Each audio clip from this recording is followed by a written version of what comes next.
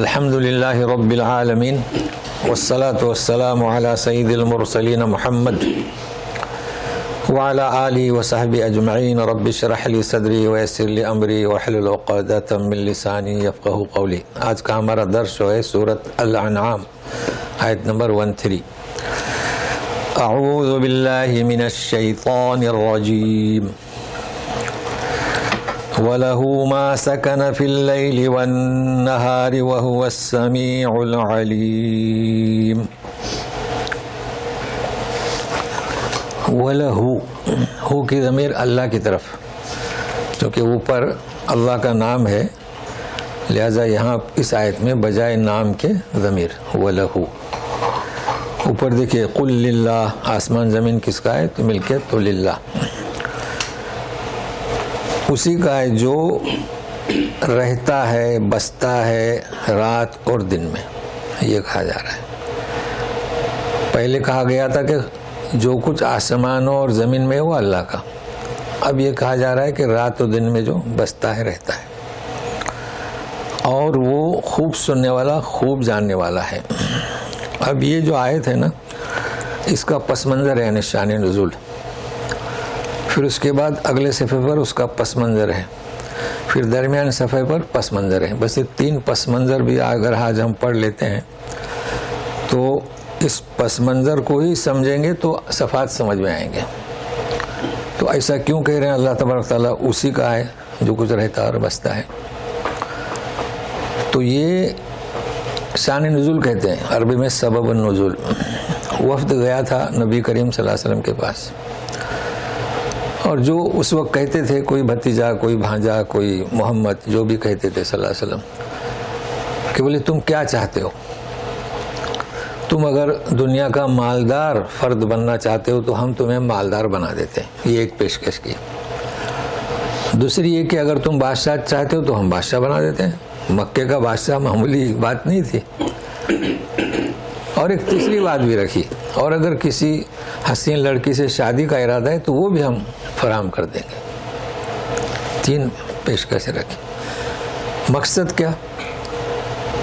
کہ ہمارے بتوں کو برا بھلا مت کہو، اور صرف برا بھلا ہی نہیں، شریک بھی ہو جاؤ، اللہ کو بھی عبادت کرو بتوں کی بھی کرو۔ تو اللہ تعالیٰ دیکھیے کیا جواب دے رہے ہیں، میرے بندے کو تم بے نیاز کرنا چاہتے ہو مال دے کر بادشاہت دے کر، جو کچھ ہے وہ میرا ہے۔ دیکھو کیسا ہے، جو کچھ ہے رات دن میں جو رہتا ہے، مال کو ہو بادشاہ اللہ کا ہے، تو میرے بندے کو میں بے نیاز کروں گا، تمہاری ضرورت نہیں۔ یہ اس کا پس منظر ہوا۔ اب اس کے بعد میں جو صفتیں جا رہی ہیں وہ سمیع العلیم، اس کا ربط کیا ہے؟ کیونکہ ان کا یہ کہنا تھا کہ ہمارے بتوں کی بھی پوجا کرو،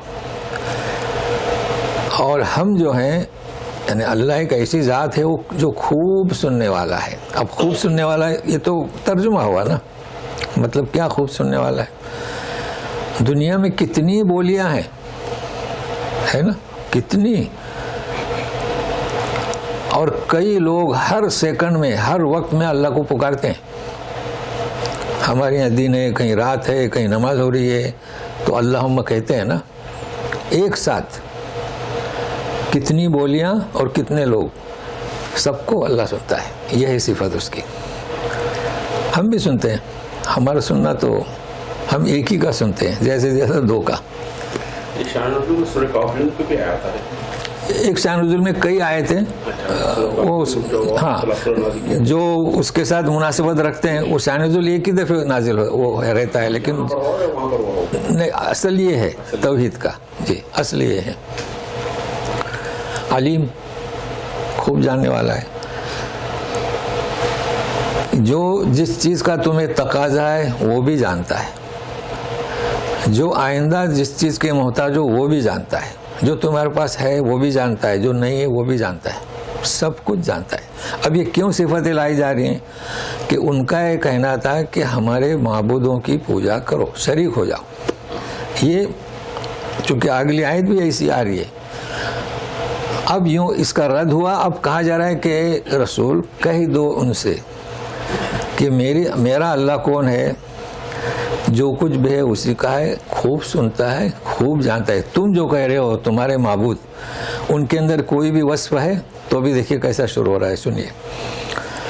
قل اغیر اللہ اتخذ ولیا فاطر السماوات والارض وهو يطعم ولا يطعم قل انی امرت ان اکون اول من اسلم ولا تکونن من المشرکین. تو آپ کہہ دو ان سے کہ کیا میں اللہ کے سوا کسی کو کارساز بناؤں ولیہ. لیکن اس سلسلہ کا اس طرح چلے گا. اب اس کی صفت فاطر السماوات والارض، میرا اللہ کیسا ہے، آسمانوں کو زمین کو پیدا کرنے والا. ترجمہ تو یہی کیا ہے صاحبوں نے. ایک چیز سمجھنا ہے. دوسرا، اور وہ کھلاتا ہے اور وہ کھاتا نہیں، کھلایا نہیں جاتا، دو چیز. اور پھر جو نصیحت کی گئی ہے فاطر السماوات والارض. اس سورت کے شروع میں خلق السماوات والارض ہے نا، پیدا کیا. سورہ ملک میں جعل لکم الارض، جعل لکم الارض، زمین کو تمہارے تابع بنا دیا، تبع لکم. اور یہاں اس پر بھی جعل ہو چکا ہے اسی صورت میں، جعل الظلمات والنور ہے نا. تو جعل لکم الارض ذلولا وہ جعل الظلمات. تو خلق یعنی پیدا کرنا، جعل یعنی زمین کو اس نے پیدا کیا لیکن تمہارے لیے کیا، ذلولا تابعدار بنایا. فمشوا فی مناکبہا، چلو پھرو کھودو، ہاں فی مناکبہا ہے نا. مطلب ہے کہ وہ انکار نہیں کرتی، ورنہ انکار کر دے تو جعل ہوا، خلق ہوا. ابھی فاطر، فطر السماوات والارض، سورہ فاطر ہے، خود سورہ موجود ہے. تو تین، دو تو یادہ ہوا اس کا، خلق یعنی پیدا کرنا عدم سے وجود، اور جعل یعنی کسی چیز کو کسی چیز کے لیے مقرر کرنا. زمین کو تمہارے تابع کر دیا. فطر سورہ فاطر. تو فرق ہے خلق میں اور جعل میں. فاطر یعنی کیا، جب اللہ تبارک تعالیٰ نے آدم علیہ السلام کا پتلا بنایا تو ایک حیت پر پتلا بنایا. تو فطر کا ترجمہ اکثر لوگ کرتے ہیں آسمان کو پھاڑ دیا، 7 آسمان بنا دیے. فطر السماوات والارض 7 بنائے نا، تو جو طبق کو 7 کر دیا. تو فطر کے معنی اس کا امتیازی ترجمہ کہ کسی حیت پر بنایا. تو ابھی 3 ہو گئے. پھر آپ کو ملے گا سورہ حشر میں هو اللہ الخالق الباری. اب باری کا کیا ترجمہ کریں گے؟ باری کا ترجمہ فارسی میں بھی باری، اردو میں بھی باری. باری اے تعالیٰ، فارسی لوگ تو یہ کہتے ہیں باری اے تعالیٰ. جی اب باری کے معنی کیا؟ باری کے معنی بغیر کسی سابقہ نمونے کے بنایا پتلا. دیکھو کتنا تھوڑا سا فرق ہے. فاطر کسی نمونے پر بنایا. میں نے کہا کہ حیا پر نا، تو اس کا ترجمہ ہوگا کسی نمونے پر اسے پتلا بنایا. لیکن باری بغیر کسی نمونے، پہلے کوئی نمونہ تھا. 2 چیزیں ہوئی، کتنی نہیں 4 ہوئی. 5واں بدیع السماوات والارض ہے نا. اللہ بدیع السماوات یعنی بالکل پہلے آسمان بنایا نہیں تھا، پہلے بنایا. تو عدم سے وجود یہ خلق میں شامل ہوگا، یہ بالکل پہلے. تو یہ صفات ہیں. تو آج میں صفات کے تعلق سے انشاءاللہ میرے ذہن میں رہا تو کچھ مزید باتیں بتاؤں گا، مفید ہوں گی آپ کے لیے. ہاں اسی سے ملتا ہے، اسی سے ملتا ہے. فطرہ نکالو ہے اسی سے وہ لغت کے اندر معنی ایک ہیں، اسی سے متفرع ہوتے ہیں. یعنی جسے عربی میں کہتے ہیں مشتقات، یعنی اسی سے ملے جلے ہیں. دیکھو آپ فطرہ پھاڑ دیتے ہیں نا، پھاڑ دیا فطرہ، نکالو بھائی 2 مت 7 مت، اسی سے ہو. تو اس وقت اتنا ہی، ابھی آگے اور آئے گا. تو یہ فاطر السماوات والارض، فاطر السماوات وهو يطعم ولا يطعم. اسے اچھی طرح سمجھنے کی کوشش کریں. یہ اس وقت کہا گیا، وہ کھلاتا ہے، وہ کھلائے نہیں جاتا. کیونکہ جو کھاتا ہے وہ اللہ کیسے ہو سکتا ہے، وہ بھگوان کیسے ہو سکتا ہے. تو اس وقت سے یہ لوگ مورتیاں بناتے تھے نا. تو مورتیاں کے سامنے نیاز ہے بھائی، بت کے لیے نیاز. آج کل تو اچھی طرح سمجھ میں آئے گا. یہ جتنی بھی مورتیاں ہیں، یہ پتھر کی ہو یا مٹی کی ہو، سلسال جیسے بنائی گئی ہوں، لیکن اس میں جاذبیت تو ہے نا. لگا دو دہی تو جذب کر لیتا ہے. لوگ کہتے ہیں بھگوان کھا رہا ہے یا پی رہا ہے. تو اس وقت بھی یہی پوزیشن تھی. اس لیے اللہ تعالیٰ کہتے ہیں کہ وہ کھلاتا ہے, وہ کھاتا نہیں. یہ کیسے وہ اللہ ہو سکتا ہے جسے تم کھلاؤ؟ مگر یہ چیز لوگوں کے آج تک سمجھ میں نہیں آ رہی ہے. دیکھو قرآن نے کیسی کھول دی کہ وہ کھلاتا ہے. اگر اسے کھلایا جا رہا ہے تو وہ اللہ ہے ہی نہیں. اچھا, ابھی اس سے بڑھ کر آپ نے دیکھا ہوگا چھوٹی چھوٹی کلف آتی ہے. ہمارے مسلمان خاص کر عورتیں, وہ جو پیر صاحب بیٹھتے ہیں نا, تو جا کر وہاں وہ ماتھا ٹیکتی ہیں. مرد بھی ہیں لیکن کم, عورتیں زیادہ ٹیکتی ہیں. وہ بھی بیچارہ مسکین, اس کو مسکین ہی کہیں گے نا, اسے کچھ پتہ ہی نہیں کہ وہ بھی خدا ہے. وہ اپنا ٹانگ ایسا کوئی ایسی پھیلاتا ہے تو اس کے قدموں میں وہ جھکتی ہے, اور جب اٹھتی ہے تو یہاں سے نکالتی ہے اور پاکٹ دیتی ہے. تو تم اس کو کھلا رہی ہو. دیکھو یہ آیت, اس پر غور کریں. آپ اسے کھلا رہی ہو, وہاں آتی ہے بچے کے لیے, آتی ہے بیماری دور ہونے کے لیے, آتی ہے مالدار بننے کے لیے, پھر اسی کو کھلا رہی ہے. تو یہ عجب حالت ہے مسلمانوں کی. تو اس وقت سے یہ سلسلہ چلا آ رہا تھا کہ وہ کچھ بھی تم سے رزق نہیں مانگتا, تو یطعمو ولا یطعمو. اچھا, اب یہ نصیحتیں ہو رہی ہیں. اور اے رسول آپ یہ بھی کہہ دو کہ مجھے تو حکم دیا گیا ہے کہ میں سب سے پہلے تابعدار بنوں.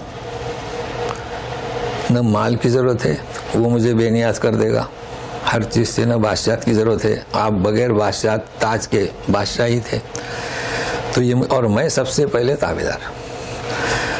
ولا تکونن من المشرکین. اب دیکھو سیگا بدلی ہو گیا, مطلب پڑھنے والے پر چھوڑ دیا گیا.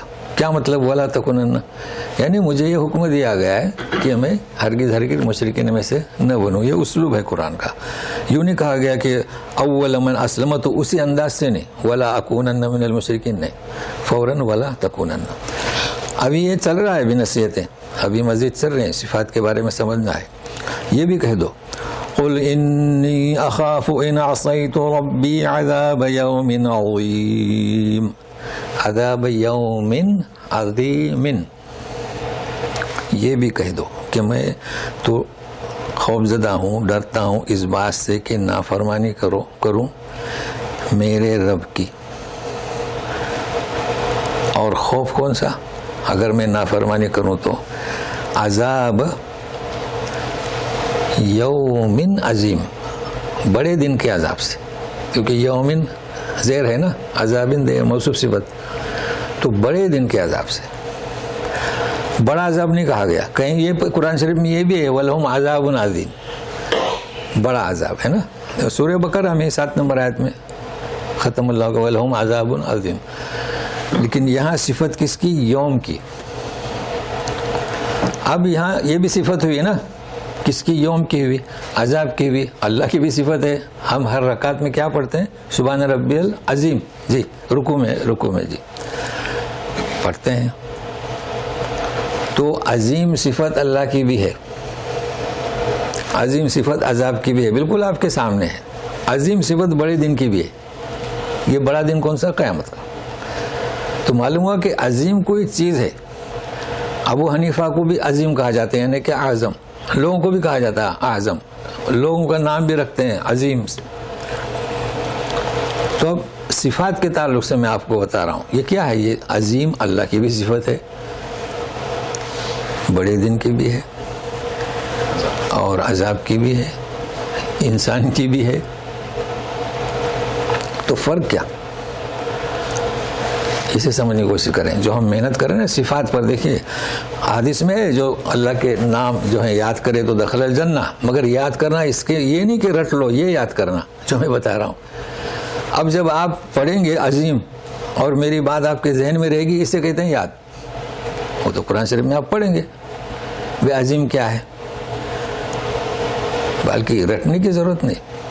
تو سنیے, ابھی عادل اللہ کی صفت ہے نا. انسان کو بھی عادل کہتے ہیں. ہمارے ساتھ ایک شخص تھا پڑھنے کے زمانے میں, وہ عادل تھا. ہمارے ساتھ میں ایک سر تھے پڑھانے کے لیے, ان کا نام عظیم سر ہوا. اب اللہ کی جو صفت ہے عظیم, تو عظیم کے جو معنی ہے اس معنی پر وہ دلالت کرتی ہے. اللہ عظمت والا ہے. کوئی بھی صفت لے لیں آپ، رحمان، رحیم، وہ جو صفت کے جو معنی ہیں وہ اللہ پر دلالت کرتی ہے. اچھا، انسان جب اپنا نام رکھتا ہے عادل یا ہے کہ عظیم، تو اس کے جو معنی ہیں وہ صرف نشانی بتائے گا کہ عظیم یعنی کون، ابو حنیفہ، عظیم یعنی کون، فل آدمی، عادل یعنی کون، فل آدمی، جسے میں نے مثال پیش کیا. بہترین کو بھی یہ لوگ عرب لوگ بولتے ہیں عظیم. ہاں، شان، وہ عظمت کے معنی ہوتے ہیں شان نا، تو بہترین. عظیم یعنی عمدہ، عمدہ، انصاف کرنے والا، عادل کے معنی. اب ہمارے ساتھ جو بچہ تھا، ہمارے ساتھ پڑھتا تھا، اس کا عادل اس کا ترجمان نہیں تھا، اس پر دلالت نہیں کرتا تھا، کیونکہ شرارت کرتا تھا.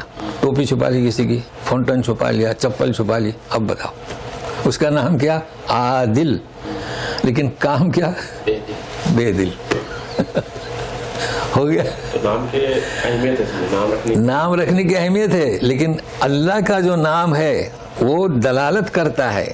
نام بھی اور انسان کا جو نام ہے اسے نشانی کرے گا کہ یہ عادل ہے، مگر دلالت نہیں کرے گا وہ شریر ہے نا. نام دیکھ کے ہاں، نام رکھے آپ. رحمہ، اچھا، لوگوں میں غلط فہمی کیا ہے کہ اللہ تعالیٰ کے نام نہیں رکھنا چاہیے. یہ لوگوں میں غلط فہمی کا شکار ہے. ایسا نہیں ہے. ہم ہمیشہ کہتے ہیں کہ رحمان کسی کا نام مت رکھو، یا عبد الرحمان کو رحمان مت پکارو. رحیم پکار سکتے ہیں خود اللہ تبارک تعالیٰ نے سورہ توبہ آیت نمبر 128 کیا، وبالمؤمنین رؤوف الرحیم، اللہ کے رسول اپنے رسول سے فرماتے ہیں اللہ تعالیٰ وبالمؤمنین رؤوف الرحیم. دیکھو رؤوف رحیم کس کو نام دے دیے، رسول کو. تو ہم رحیم ہو سکتے ہیں، رحمان نہیں ہو سکتے، کیونکہ رحمان کی خاصیت کیا ہے، ہر کسی کو دیتا ہے. کٹر سے کٹر کافر ہے اس کو بھی دیتا ہے نا. ہم دیں گے کٹر سے کٹر دشمن کو بولیں گے آؤ بھائی چائے پیو، ناشتہ کرو، وہ تو نہیں کریں گے. تو یہ فرق ہے. اچھا، عظیم سر، کیا مطلب عظیم سر؟ شان ان کی بڑی، مگر بچے کیا بولتے تھے، چھوٹو سر. یہ کیا ہو گیا تھا، یہ کیا ہو گیا.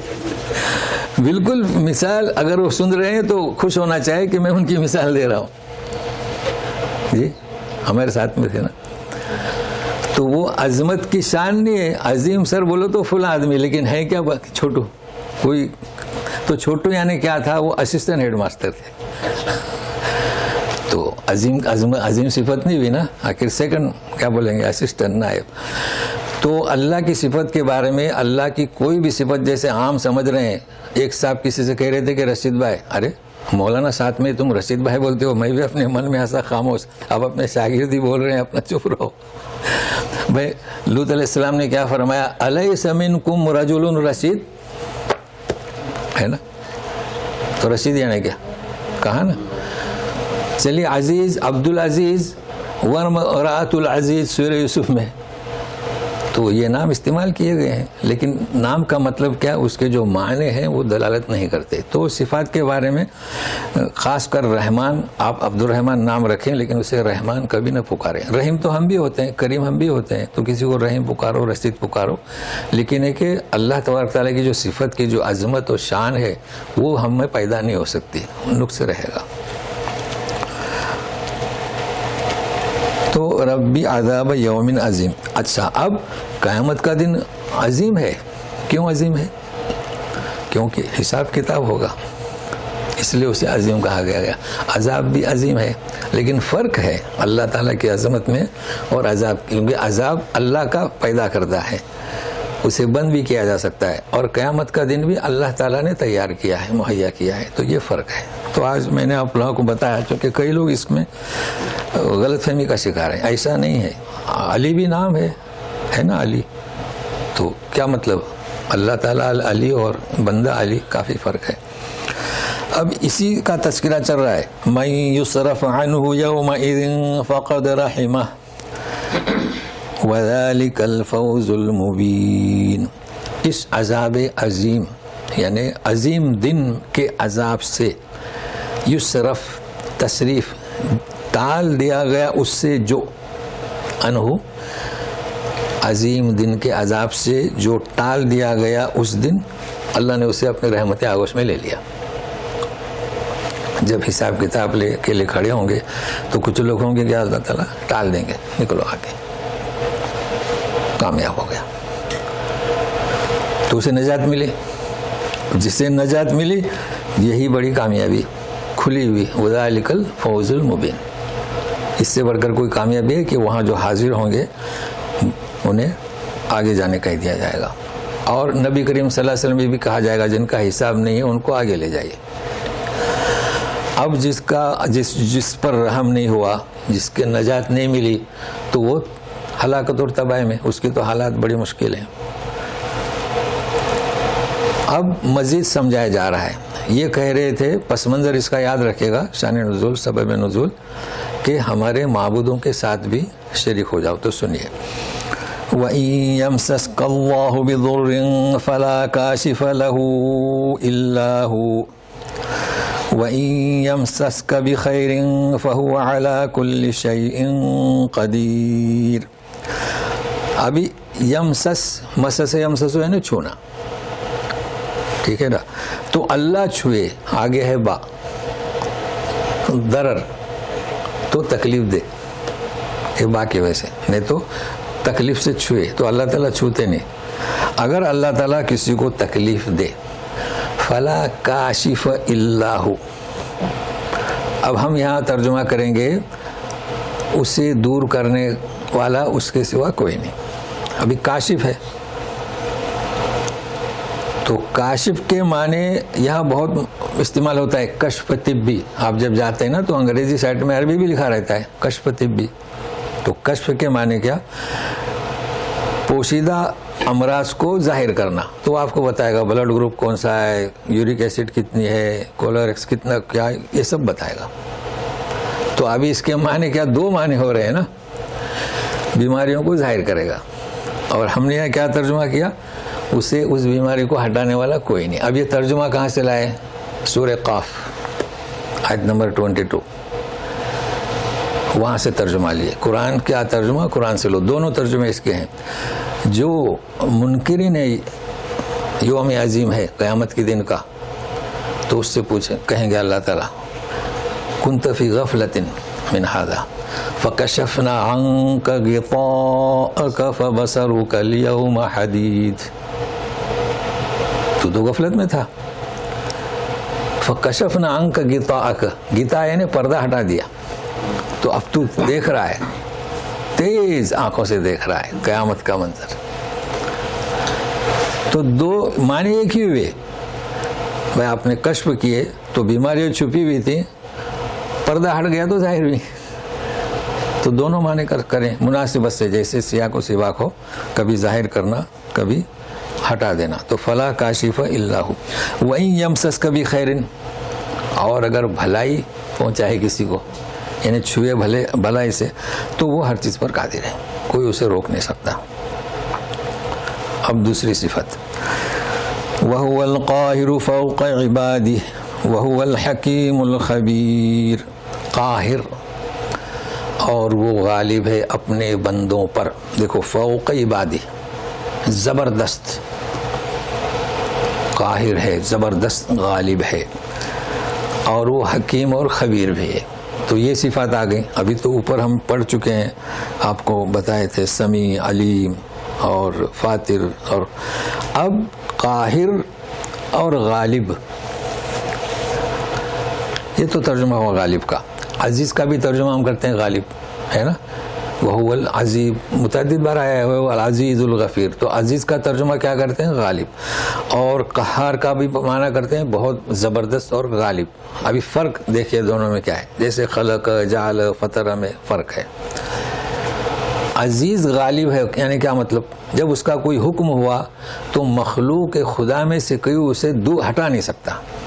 خلاص ختم, کسی میں ہمت نہیں.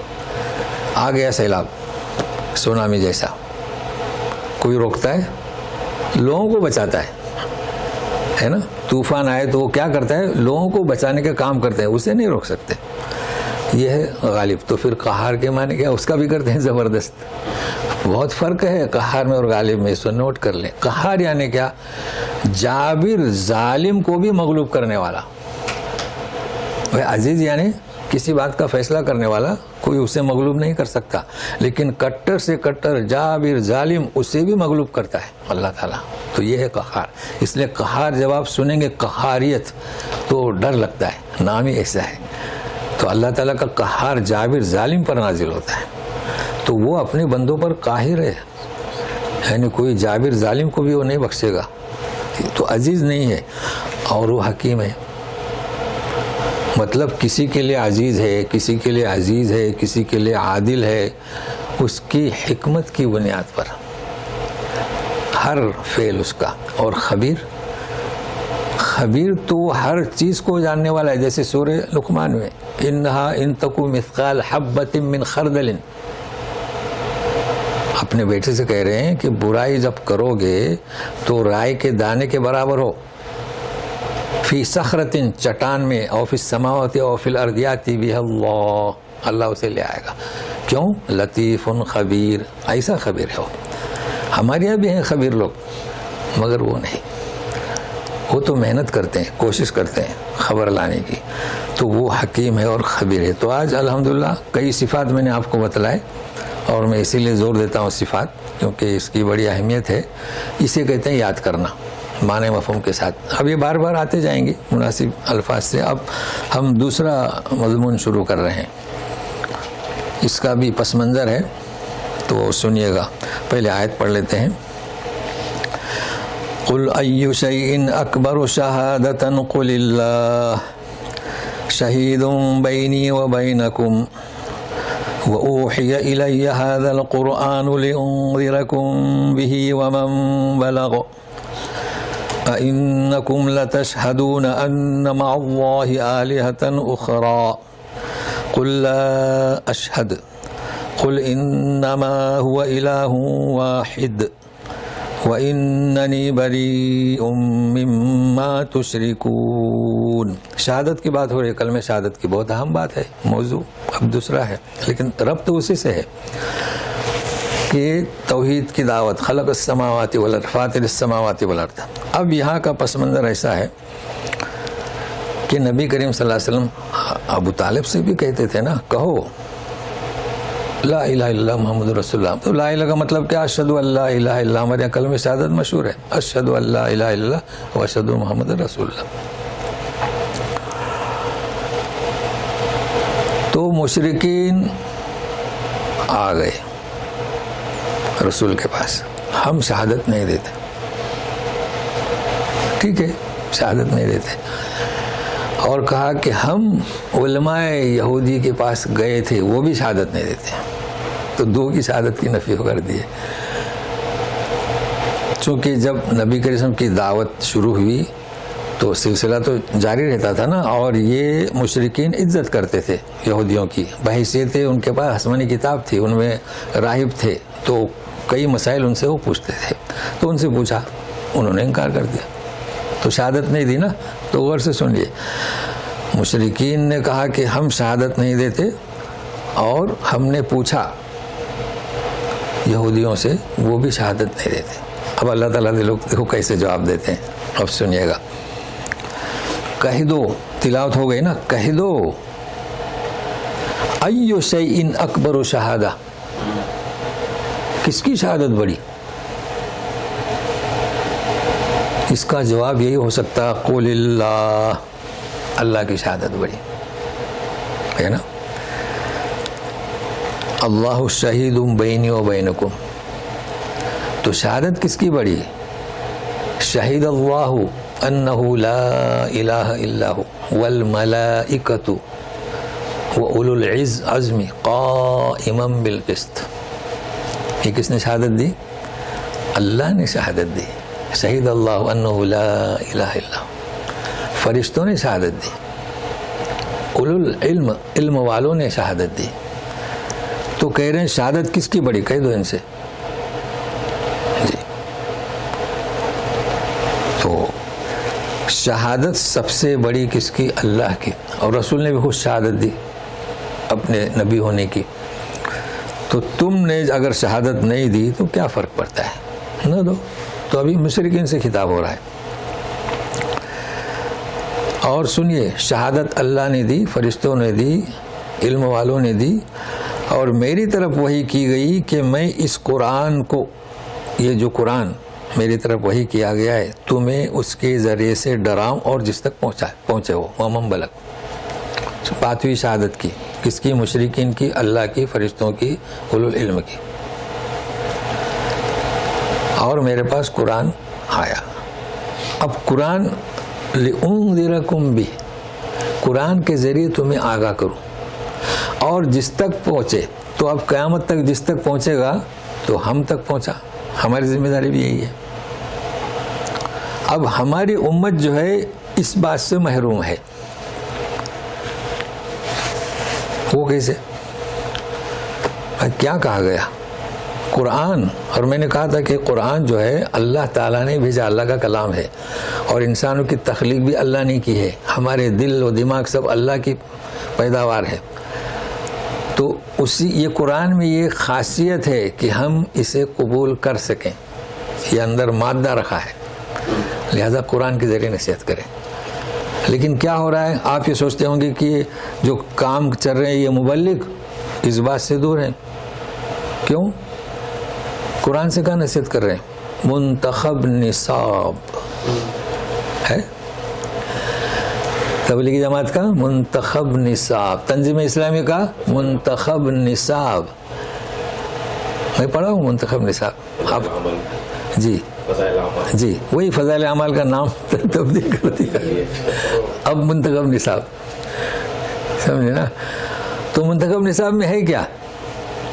ادھر کچھ آیات اور کچھ احادیث ہیں، اور دوسرا جو منتخب نصاب میں نے مان لیا نا، اس کو کئی لوگ سمجھتے ہیں کہ یہ صحیح جماعت ہے، چونکہ قرآن کا نصاب انہوں نے بنایا، چند صورتیں ہیں، تو اللہ تعالیٰ کے رسول نے کوئی منتخب نصاب نہیں بنایا نا، تو پھر یہ آیات کس لیے ہیں؟ یہ تو درس میں بھی گیا ہوں، سارے یہ جماعتوں کے درس میں بیٹھا ہوں، ان کی کتابیں پڑھا ہوں، تو چند صورتیں ہیں، کسی کے 12 صورتیں ہیں، تو بس 12 صورتیں، وہ قرآن لِأُنذِرَكُمْ بِهِ، تو بھی کا کیا مطلب؟ قرآن، پورا قرآن۔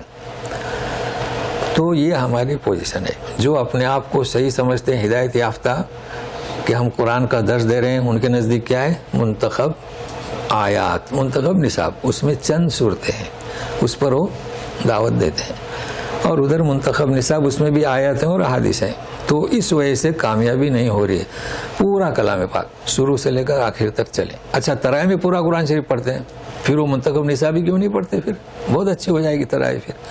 بہرحال اس مناسبت سے، اور جس تک پہنچے، ہم طریقے سے سمجھانے کی کوشش کریں گے، ہے نا؟ تو ترائی میں خوب پڑھتے ہیں صاحب، 20 بلکہ 3 رات 4 رات میں بھی ہوتی ہے۔ اچھا، میں تو کل سنا کہ کون سے اشخاص ہیں جنہوں نے 1 رات میں پورا قرآن شریف تلاوت کی، میں بھی دنگ رہ گیا۔ اچھا، 1 رات میں؟ اچھا، ہوتا ہے 1 رات میں؟ ارے ارے ارے، اچھا، ناممکن ہے نہیں؟ اچھا، تو اچھا، یہ بھی کیسا پڑھتے ہیں؟ نہیں پڑھ سکتے۔ مجھے 1 پارہ پڑھنے کے لیے 20 منٹ سے پہلے میں پارہ ختم نہیں کر سکتا، آدھا گھنٹہ تو جاتا ہی ہے، تو کیسے ختم کرتے ہوں گے؟ اللہ خیر کرے۔ ہاں، مشکل بات ہے۔ اصل میں اسے پڑھنا کہتے ہی نہیں۔ پڑھنا کسے کہیں گے؟ جیسے میں نے بتایا نا، آپ عظیم پڑھیں، سبحان رب العظیم، تو ابھی یہ چیز آپ کے ذہن میں رہے گی نا، اسے کہتے ہیں پڑھنا، اسے کہتے ہیں سمجھ۔ ہاں، شروع کیا کریں، اب کیا کریں، سبھی ویسی ہیں منتخب۔ چلیے، اچھا، پھر کہہ رہے ہیں اِنَّكُمْ لَتَشْهَدُونَ۔ اب دیکھو، ان سے شہادت لے رہے ہیں، کون سی؟ مشرکین سے۔ اسے اللہ کی شہادت، فرشتوں کی، اہل علم کی، تو اس میں انبیاء، رسول، انبیاء، صدیقین، شہداء سب آ گئے، انہوں نے شہادت دی۔ کیا تم گواہی دیتے ہو کہ ان مع اللہ آلہۃ اخری؟ یہ ان کی شہادت مشرکین کی۔ کیا آلہۃ جمع ہے نا، اس لیے مؤنث آیا، فیمیل، اخری نہیں تو آخر آتا تھا۔ یعنی تم یہ گواہی دیتے ہو کہ بہت سارے الہ ہیں۔ تو مشرکین کی یہ گواہی. تو سنیے، آپ کہہ دیجئے لا اشہد، میں یہ گواہی کبھی نہیں دوں گا، کیونکہ اگر ان کی بات مانتے تھے نا تو پھر دو گواہی ہو ہی نہیں سکتی. پھر بتاؤ، قل انما هو الہ واحد، وہ اللہ ایک ہے. واننی بریء مما تشرکون، اور میں بری ہوں جو تم شریک کر رہے ہو نا اس سے. تو اب میں آپ کو بتاؤں، یہ سندھ کے ذریعے جو کیا نام ذہن میں نہیں آ رہا ہے ابھی، جو اسلام داخل ہوا ہمارے حجاج بن صفی کے زمانے، بہت مشہور ذات ہے وہ شخصیت، اسلام ہندوستان میں گیا، لوگوں میں وہی مشہور ہے. ہاں نہیں، اجمیر تو وہ تو عالم دین تھے، خلیفہ کا نائب، جی بہت مشہور ہیں اپنے ہندوستان میں جو داخل ہوئے تھے. میرے ذہن سے بھی نکل گیا. حجاج بن ثقفی نے پھر انہیں واپس بلایا، یعنی فوج باقاعدہ لے کر گئے تھے تو سندھ کے ذریعے. حجاج بن ثقفی تو مکہ میں تھے نا، انہوں نے وہ نہیں تو ان کا والی ان کا وہ کیا اس کو بولتے اسسٹنٹ اس زمانے. ہاں تو ہندوستان کی طرف بھیجا نا، پھر اس نے واپس بلایا ان کو، نہیں تو اور آگے جاتے تھے وہ. انہوں نے واپس بلایا حجاج بن ثقفی نے، وہ والی تھے نا اس وقت. تو بہرحال وہ لوگوں میں یہی مشہور ہے کہ وہیں سے اسلام پھیلا، جبکہ اسلام 3 طریقے سے پھیلا ہے، اور بھی ہوں گے. جیسے آپ نے کہا نا اجمیری، یعنی اس کا ان کا نام چشتی نا، عرف عبدالقادر جیلانی نہیں، وہ اور ہیں. ہاں یہ اور ہیں. عبدالقادر جیلانی تو عراق میں تھے جی. یہ گئے ہیں افغانستان سے ادھر سے ہوتے ہوئے، تو وہ بھی سندھ کے پر ہی گئے. ان سے پہلے محمد بن قاسم، جی اب یاد آ گیا، تاریخ میں ہے نا محمد بن قاسم، بہت مشہور ہے نا جی، اب یاد آ گیا. تو یہ تو بادشاہ کے تحت امیر فوج کے سپہ سالار کے طریقے سے گئے تھے. بہت قصہ مشہور ہے وہ سندھ کا. اور ہم آگے بڑھتے چلے گئے. پھر حجاج بن ثقفی نے واپس بلایا، وہ واپس گئے. فوج نے کہا کہ آپ وہ کیا کہو، انکار کر دو، یعنی خلاف ورزی کر دو اور آگے چلو. بعد میں وہ پچھتائے، جب واپس گئے تو انہیں سیدھا جیل میں ٹھونس دیا. بہرحال یہ ان کے اختلافات تھے، مجھے وہ نہیں سمجھانا. بہرحال ایک تو وہ طریقہ تھا جو بھی پہنچا اسلام. دوسرا یہ معین الدین چشتی جو ہم نے بہت مشہور ہیں، لوگ القاب لگاتے ہیں چشتی چشتی. تو وہ کس سے گئے، کیا لے کر گئے؟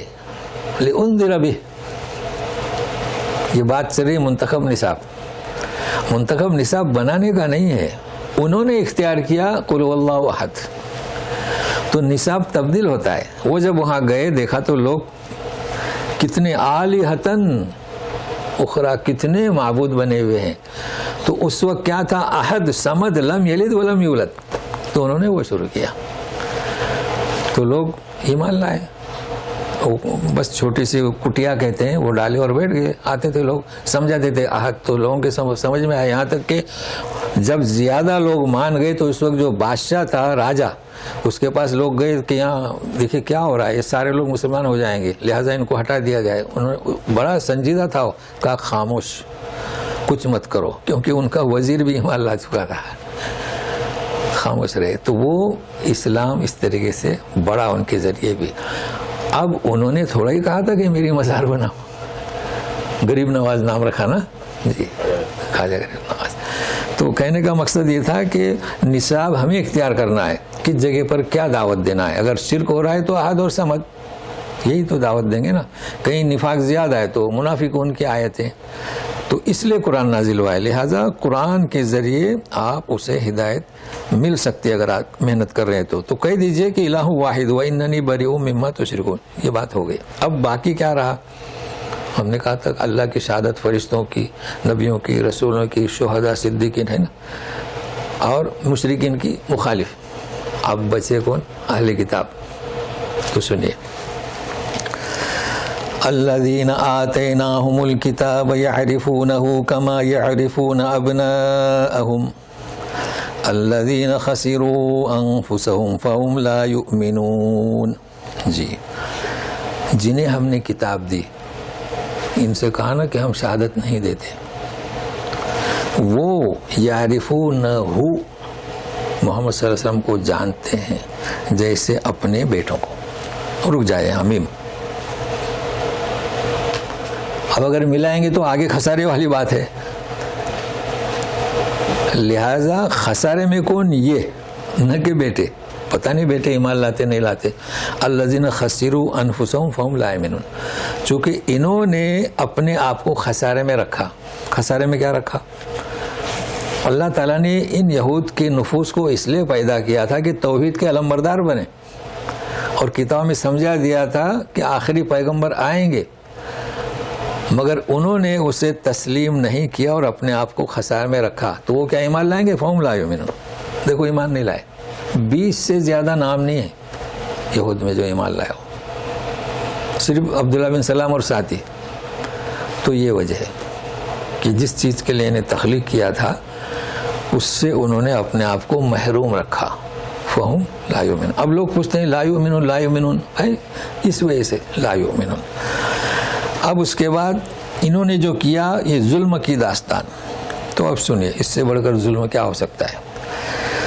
وَمَنْ أَظْلَمُ مِمَّنِ افْتَرَى عَلَى اللَّهِ كَذِبًا أَوْ كَذَّبَ بِآيَاتِهِ إِنَّهُ لَا يُفْلِحُ الظَّالِمُونَ. اس سے بڑھ کر ظالم کون ہے جو اللہ پر بہتان باندھے، جھوٹ، علی اللہ کذبا، یا اس کی آیتوں کو جھٹلائے. دو چیزیں بھی، اللہ پر جھوٹا بہتان اور آیتوں کو جھٹلا دیا. مراد کون؟ یہود نصارہ اہل کتاب. انہ لا یفلح الظالمون، ظالم لوگ کبھی کامیاب نہیں ہوتے. تو ان الشرک لظلم عظیم، اور اللہ پر جھوٹا بہتان یہ بھی ظلم، اور اس کی آیتوں کو جھٹلانا یہ بھی ظلم. تو ظالم ایمان لا سکتا ہے؟ نہیں، لا یؤمنون یہ کہا جا رہا ہے. اور یہ اہل کتاب کے آج تک یہ کہتے ہیں کہ ہم مؤمنون، یہ جنت کے حقدار.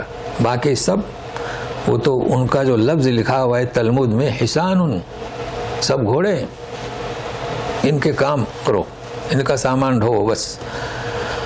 فہم لا یؤمنون. لیکن اصل میں وہ ایمان والے ہی نہیں ہے، جھوٹ. اچھا اللہ پر جھوٹ تو انہوں نے باندھا نا. کیا باندھا؟ اللہ پر بہتان باندھی. عزیر ابن اللہ، عیسی ابن اللہ، یہ تو اللہ پر بہتان، اور آیتوں کو بھی جھٹلایا. اس سے بڑھ کر کوئی ظلم نہیں. شرک بھی ظلم ہے تو یہ شرک ہی ہوگا. تو دو پس منظر ہوئے آج کے سبق میں. اب تیسرا شروع ہو رہا ہے، وہ بھی بہت اہم ہے تیسرا پس منظر. تو سنیے گا، آیت پڑھ لیتے ہیں. وَيَوْمَ نَحْشُرُهُمْ جَمِيعًا ثُمَّ نَقُولُ لِلَّذِينَ أَشْرَكُوا أَيْنَ شُرَكَاؤُكُمُ الَّذِينَ كُنْتُمْ تَزْعُمُونَ. یہ ہے جیسے کہ ابن عباس رضی اللہ تعالیٰ عنہ فرماتے ہیں کہ قیامت کے دن جو روبرو کھڑے ہوں گے نا، اب ایک مشہور بہت ہے کہ کافر انکار کریں گے، تو ایسا نہیں ہے. دو موقف ہوں گے، کہیں قبول کریں گے کہیں انکار کریں گے. تو اس کو ذہن میں رکھیے گا. یعنی ایسا نہیں کہ سب انکار ہی کریں گے، نہیں. ایسا لوگ کہتے ہیں، لوگوں سے قرآن کی آیتیں کیا کہتے ہیں، کہیں وہ اعتراف کریں گے کہیں وہ انکار کریں گے. دو موقف ہیں. تو سنیے، ہم جمع کریں گے سبوں کو، ان کو، پھر ہم کہیں گے للذین جنہوں نے شرک کیا، این شرکاؤکم الذین کنتم تزعمون، تمہارے شریک کہاں ہیں جنہیں تم گمان کرتے تھے. زعم یعنی جھوٹا دعویٰ. اب اللہ تعالیٰ پوچھ رہے ہیں کہاں ہے تمہارے. اس کا مطلب ہے کہ شریک ہے نہیں. اس میں بھی لوگ گمراہ ہو گئے کہ اللہ تعالیٰ خود کہہ رہے ہیں شریک کہاں ہے. تو یہ تو ذہن کا فطور ہوا نا، کمزوری ہوگی. یعنی انہوں نے جنہیں گمان کر رکھا ہے وہ کہاں ہے، لاؤ، یہ کہا جا رہا ہے. اب سنیے، ثم لم تكن فتنتهم الا ان قالوا والله ربنا ما كنا مشركين. پھر ان کا رد، دیکھو فتنہ کہا جا رہا ہے. قیامت کے دن جب وہ ان کے لیے فتنہ ہوا نا، آزمائش، تو ان کی آزمائش اب کیا ہوگی. تو ان کا جواب یہ ہوگا کہ واللہ ربنا ما كنا مشرکین، ہم تو شرک کرتے ہی نہیں تھے. انکار ہوا کہ نہیں ہوا؟ اللہ تعالیٰ پوچھ رہے ہیں تمہارے شریک کہاں ہیں، ہم تو شرک نہیں کرتے تھے. یہ کون سی مجلس ہوئی؟ انکار کی. تو انکار بھی کریں گے لیکن اعتراف بھی کریں گے. ابھی سنیے، ثم لم تكن فتنتهم الا ان قالوا والله ربنا ما كنا مشركين. اسی کی وضاحت ہے. انظر كيف كذبوا على انفسهم وضل عنهم ما كانوا يفترون. انظر، دیکھو کیسے اپنے آپ پر جھوٹ بول رہے ہیں، کس قدر بڑا جھوٹ قیامت کے دن اللہ کے سامنے. اب جنہیں وہ گمان کرتے تھے ان کے بڑے ہیں غائب ہو جائیں گے. دیکھو ضل عنہم، ہم کہتے ہیں ضل یعنی گمراہ ہوا، تو اب یہاں وہ غائب ہو جائیں گے. جس کا وہ بہتان باندھتے تھے، اللہ پر بہتان ہوا نا کہ یہ فلاں ہمارے کام آئیں گے، یہ ہماری شفاعت کرے گا، یہ ہمیں دیتے ہیں، یہ ہمارے معبود ہیں، سب غائب ہو جائیں گے. اب اس کا دوسرا پہلو شروع ہو رہا ہے، اس کا بھی پس منظر ہے.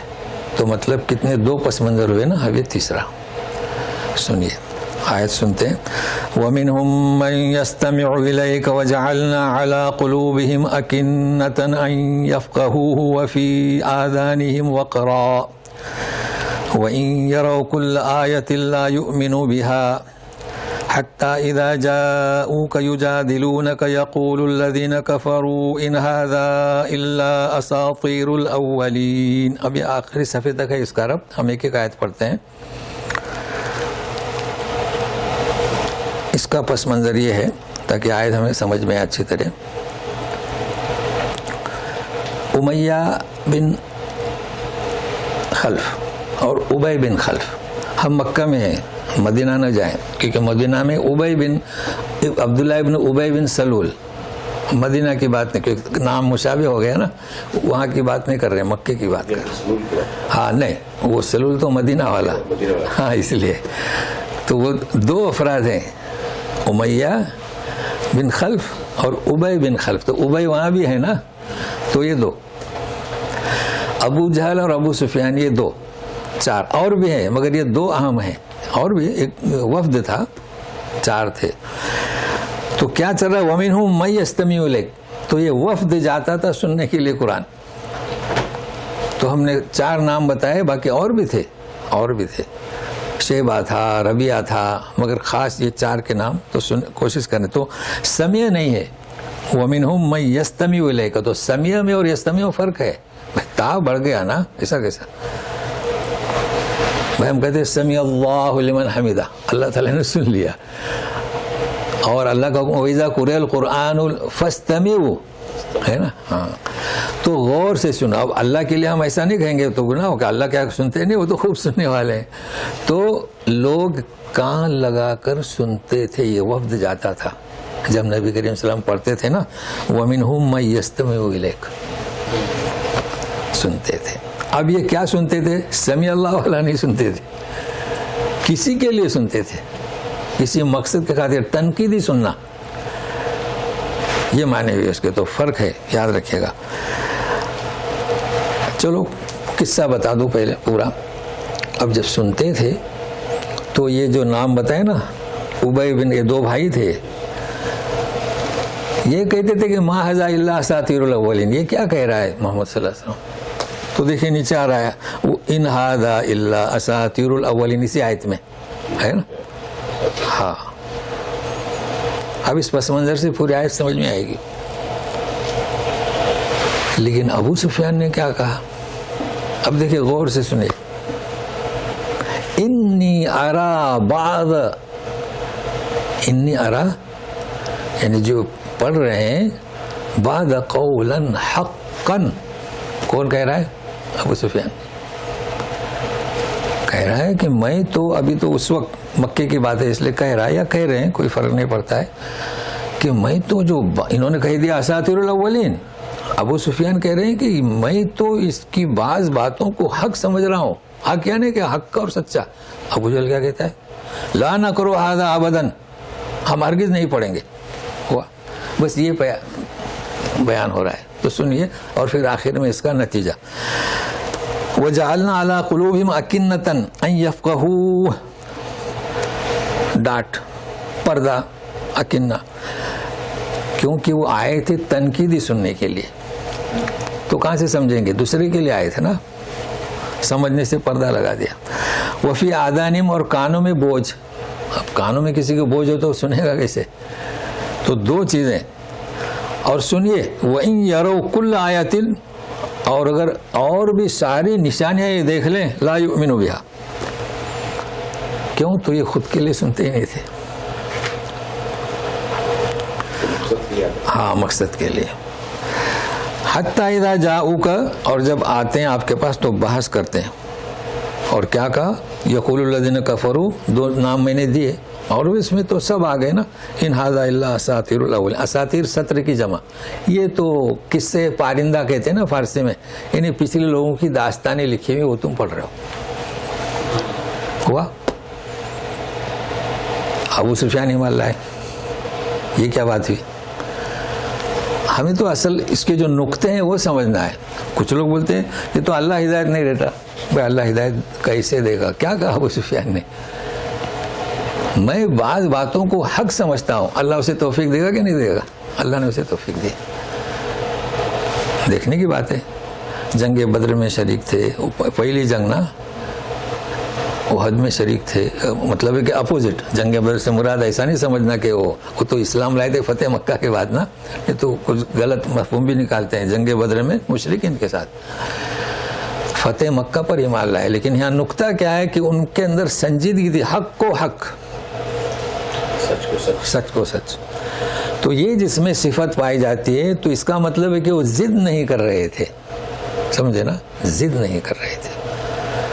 اور رملہ بنت ایک لفظ نے کہا کہ تم جو ہے واپس آ جاؤ، تم اس ایمان لایا اس کے ساتھ مت جاؤ. اس میں بھی انہوں نے مداخلت نہیں کی. شادی اور چیز ہے اور رسول جو دعوت دے رہا ہے وہ اور چیز ہے. تو یہاں نقطہ نوٹ کر لیں کہ ہدایت کسے ملتی ہے؟ جس میں تھوڑی بھی رمق، تھوڑی بھی چنگاری حق کو سننے کی ہو. جب ایک بات ان کے حق سمجھ میں آئی انہوں نے صاف کہہ دیا کہ میں تو بات چیزوں کو حق پاتا ہوں. اور بھی کئی ان کے فضائل میں مناقب میں قصے ہیں. اچھا اب مزید سنیے. وَهُمْ يَنْهَوْنَ عَنْهُ وَيَنْأَوْنَ عَنْهُ وَإِنْ يُهْلِكُونَ إِلَّا أَنفُسَهُمْ وَمَا يَشْعُرُونَ. اچھا یہ کیا کرتے ہیں؟ انہی کی بات ہو رہی ہے. ینہون عنہ، امر بالمعروف نہی عن المنکر، دوسروں کو روکنا. لیکن اس کے ساتھ وینأون آیا ہے تو دوسروں کو انہوں نے روکا. جیسے کہ ابو سفیان کو بھی روک رہے تھے نا کہ لا نکرہ. جی تو وینأون کا ترجمہ کہاں سے لائیں گے؟ سورہ فصلت. سورہ فصلت میں جائیے 51 آیت میں دیکھیے. وَإِذَا أَنْعَمْنَا عَلَى الْإِنسَانِ أَعْرَضَ وَنَأَى بِجَانِبِهِ. وَنَأَى تو یاد رہے گا. ہم جب انعام سے نوازتے ہیں تو وہ ہٹ جاتا ہے پہلو پر. اللہ ہم تو ان نعمتوں سے نواز رہے ہیں، روگردانی کرتا ہے. وَنَأَى بِجَانِبِهِ یعنی ہٹ جاتا ہے ایک اپنے پہلو پر، یعنی بے رخی اختیار کرتا ہے. تو وَيَنْأَوْنَ خود رکتے ہیں. تو بہت فرق ہے. ینہون دوسرے کو روکتے ہیں، دوسروں کو. ینأون خود بھی رکتے ہیں. تو ابو جہل خود بھی روکا، ابو سفیان کو بھی روکنے کی کوشش کر رہا تھا. اور یہ دونوں جن کا نام لیا تھا میں نے بھائی ابن خلف، خود بھی رکے اور دوسروں کو بھی روکنے کی کوشش کی. تو یہ میں نے آپ کو اس کے معنی تاکہ آپ بھولیں نہیں. وَيَنْأَوْنَ وَيُهْلِكُونَ إِلَّا أَنفُسَهُمْ. لیکن وہ جو روکتے ہیں اور جو رکتے ہیں اپنے آپ کو ہلاکت میں ڈال رہے ہیں. تو ابو سفیان نے ایک لفظ نہیں کہا تھا کہ اساطیر، خالی سنا. جب بولا تو بول پڑے کہ بات چیزیں حق ہیں، اتنا کافی تھا. وما یشعرون میں اس کا احساس نہیں. اچھا اب چلیے دوسری مجلس، ابھی وہ تو باقی ہے. یعنی ایک مجلس کون سی؟ انکار. اور ایک مجلس کون سی؟ قبول. تو سنیے گا. وَلَوْ تَرَى إِذْ وُقِفُوا عَلَى النَّارِ فَقَالُوا يَا لَيْتَنَا نُرَدُّ وَلَا نُكَذِّبَ بِآيَاتِ رَبِّنَا وَنَكُونَ مِنَ الْمُؤْمِنِينَ. کاش کہ آپ دیکھو اے رسول. ایک منظر تو ہو گیا، پوچھا کہ اپنے شریک لاؤ، انکار کر دیا. اب دوسرا وقفو، جب انہیں کھڑا کیا جائے گا کہاں؟ دوزخ کے پاس. جہنم میں نہیں، وہ تو حساب کتاب ہو رہا تھا، انکار کر دیا. اب دوزخ کے دروازے کے علی النار، اور فقالو اب جب دیکھیں گے تو بولیں گے یا لیتنا نردو، او فبصرک الیوم حدید، آنکھیں کھل جائیں گی، پردہ ہٹ جائے گا، تو بولیں گے کاش کہ ہمیں لوٹایا جائے۔ تو اعتراف ہوا نا، اس مجلس میں اعتراف ہوا، جسے ابن عباس فرماتے ہیں کہ ایک انکار کی مجلس، دوسری اعتراف۔ ولا نکذب بآیات ربنا، اور اپنے رب کی آیتوں کو ہم جھٹلائیں گے نہیں۔ ونکون من المؤمنین، ہم مومنین میں سے ہو جائیں گے۔ تو یہ تفسیر ابن عباس یعنی کچھ چیزیں ان کی تفسیر کو کھل کر پیش کرتے ہیں، سمجھ میں آتا ہے، نہیں تو ہم تو یہی سمجھتے ہیں کہ انکار ہی کریں گے، نہیں اعتراف بھی کریں گے۔ اب اس آیت میں ہمیں کیا سمجھنا ہے، سنیے۔ اذ وقفوا، دیکھو ایک ہوتا ہے وقف، وقف کے معنی رکنا، وقف، ایک ہوتا ہے وقوف۔ وقوف اردو میں شمار بہت بولا جاتا ہے، مگر وقوف نے آگے بے لگاتے ہیں، بے وقوف ہے نا، تو وقوف اور ہے، اور ایک ہوتا ہے وقوف عرفہ، اس لیے میں کیا وقوف نہیں، شروع سے چلتے ہیں، وقوف منا، الیوم وقوف منا، دیکھو وقوف اور وقوف فرق ہوا، وقوف منا، پھر کیا ہوتا ہے وقوف عرفہ، پھر کیا ہوتا ہے وقوف نہیں، مبیت مزدلفہ، کیونکہ رات کو سونا ہے نا، پھر وقوف منا۔ تو وقوف میں بڑا فرق ہوا، وقوف یعنی واقفیت، تو ہمارے یہاں واقفیت کے لیے استعمال نہیں ہوتا ہے، عربی میں ہے واقف، یہ انا واقف، ہمارے یہاں کیا اس کے اپوزٹ کے لیے بے وقوف، جی ہاں واقف نہیں ہے۔ اب یہاں پر ہم وقوف نہیں کہیں گے، یہ جو ابن عباس نے فرمایا کہ موقف، بھائی یہاں تو ایک مواقف ہے، ایک تو انسان کا اپنا کیا موقف ہے، چونکہ وقوف اب اپنے ارادے سے جاتے ہیں چند دن کے لیے، لیکن یہ قیامت میں ان کا موقف انہیں وہاں روکا جائے گا، تو یہ فرق ہے۔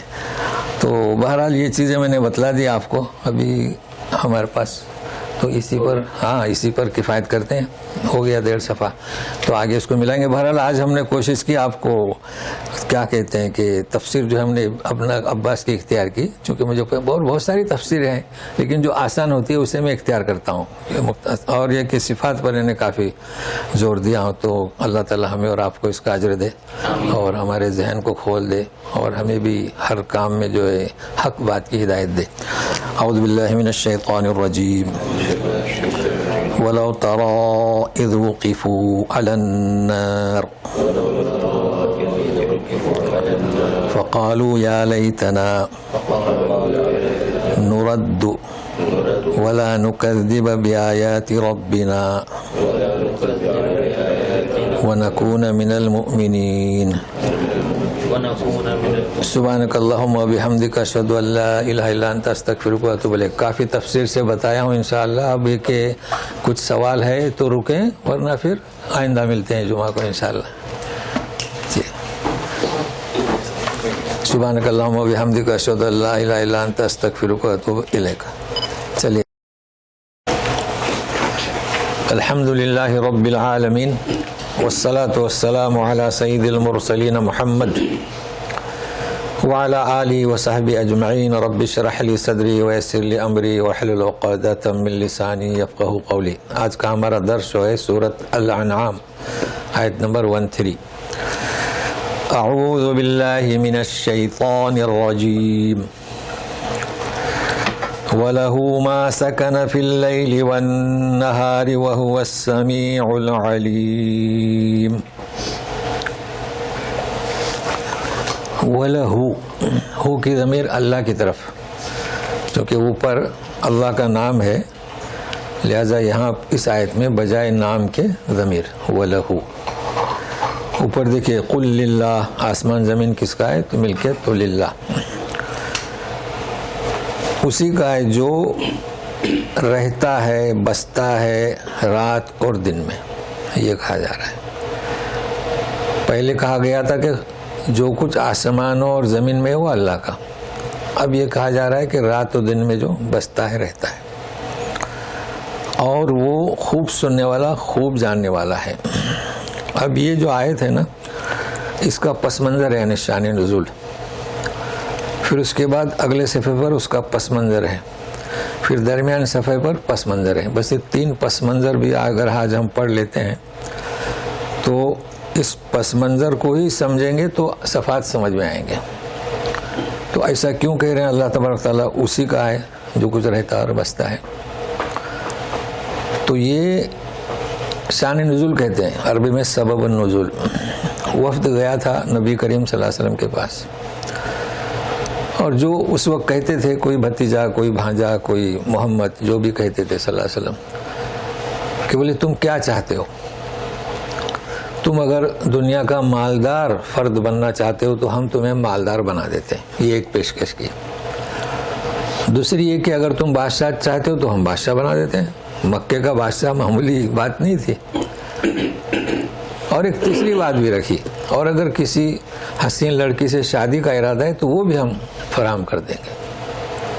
3 پیشکشیں رکھی. مقصد کیا؟ کہ ہمارے بتوں کو برا بھلا مت کہو، اور صرف برا بھلا ہی نہیں، شریک بھی ہو جاؤ. اللہ کو بھی عبادت کرو، بتوں کی بھی کرو. تو اللہ تعالیٰ دیکھیں کیا جواب دے رہے ہیں.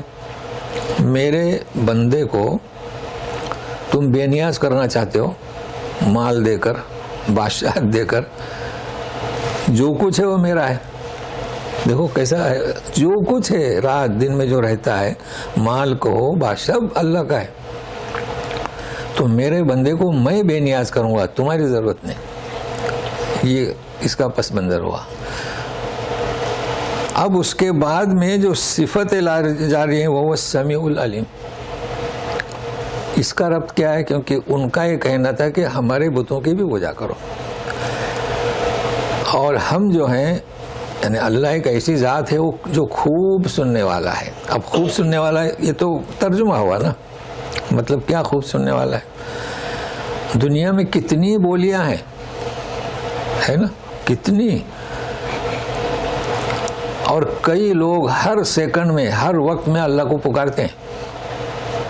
ہمارے یہاں دن ہے، کہیں رات ہے، کہیں نماز ہو رہی ہے تو اللہم کہتے ہیں نا. ایک ساتھ کتنی بولیاں اور کتنے لوگ، سب کو اللہ سنتا ہے. یہی صفت اس کی. ہم بھی سنتے ہیں. ہمارا سننا تو ہم ایک ہی کا سنتے ہیں، جیسے 2 کا. ایک شان نزول میں کئی آئے تھے، وہ ہاں جو اس کے ساتھ مناسبت رکھتے ہیں. وہ شان نزول ایک ہی دفعہ نازل وہ رہتا ہے، لیکن نہیں، اصل یہ ہے توحید کا. جی اصل یہ ہے. علیم، خوب جاننے والا ہے. جو جس چیز کا تمہیں تقاضا ہے وہ بھی جانتا ہے. جو آئندہ جس چیز کے محتاج ہو وہ بھی جانتا ہے. جو تمہارے پاس ہے وہ بھی جانتا ہے، جو نہیں ہے وہ بھی جانتا ہے. سب کچھ جانتا ہے. اب یہ کیوں صفتیں لائی جا رہی ہیں؟ کہ ان کا یہ کہنا تھا کہ ہمارے معبودوں کی پوجا کرو، شریک ہو جاؤ.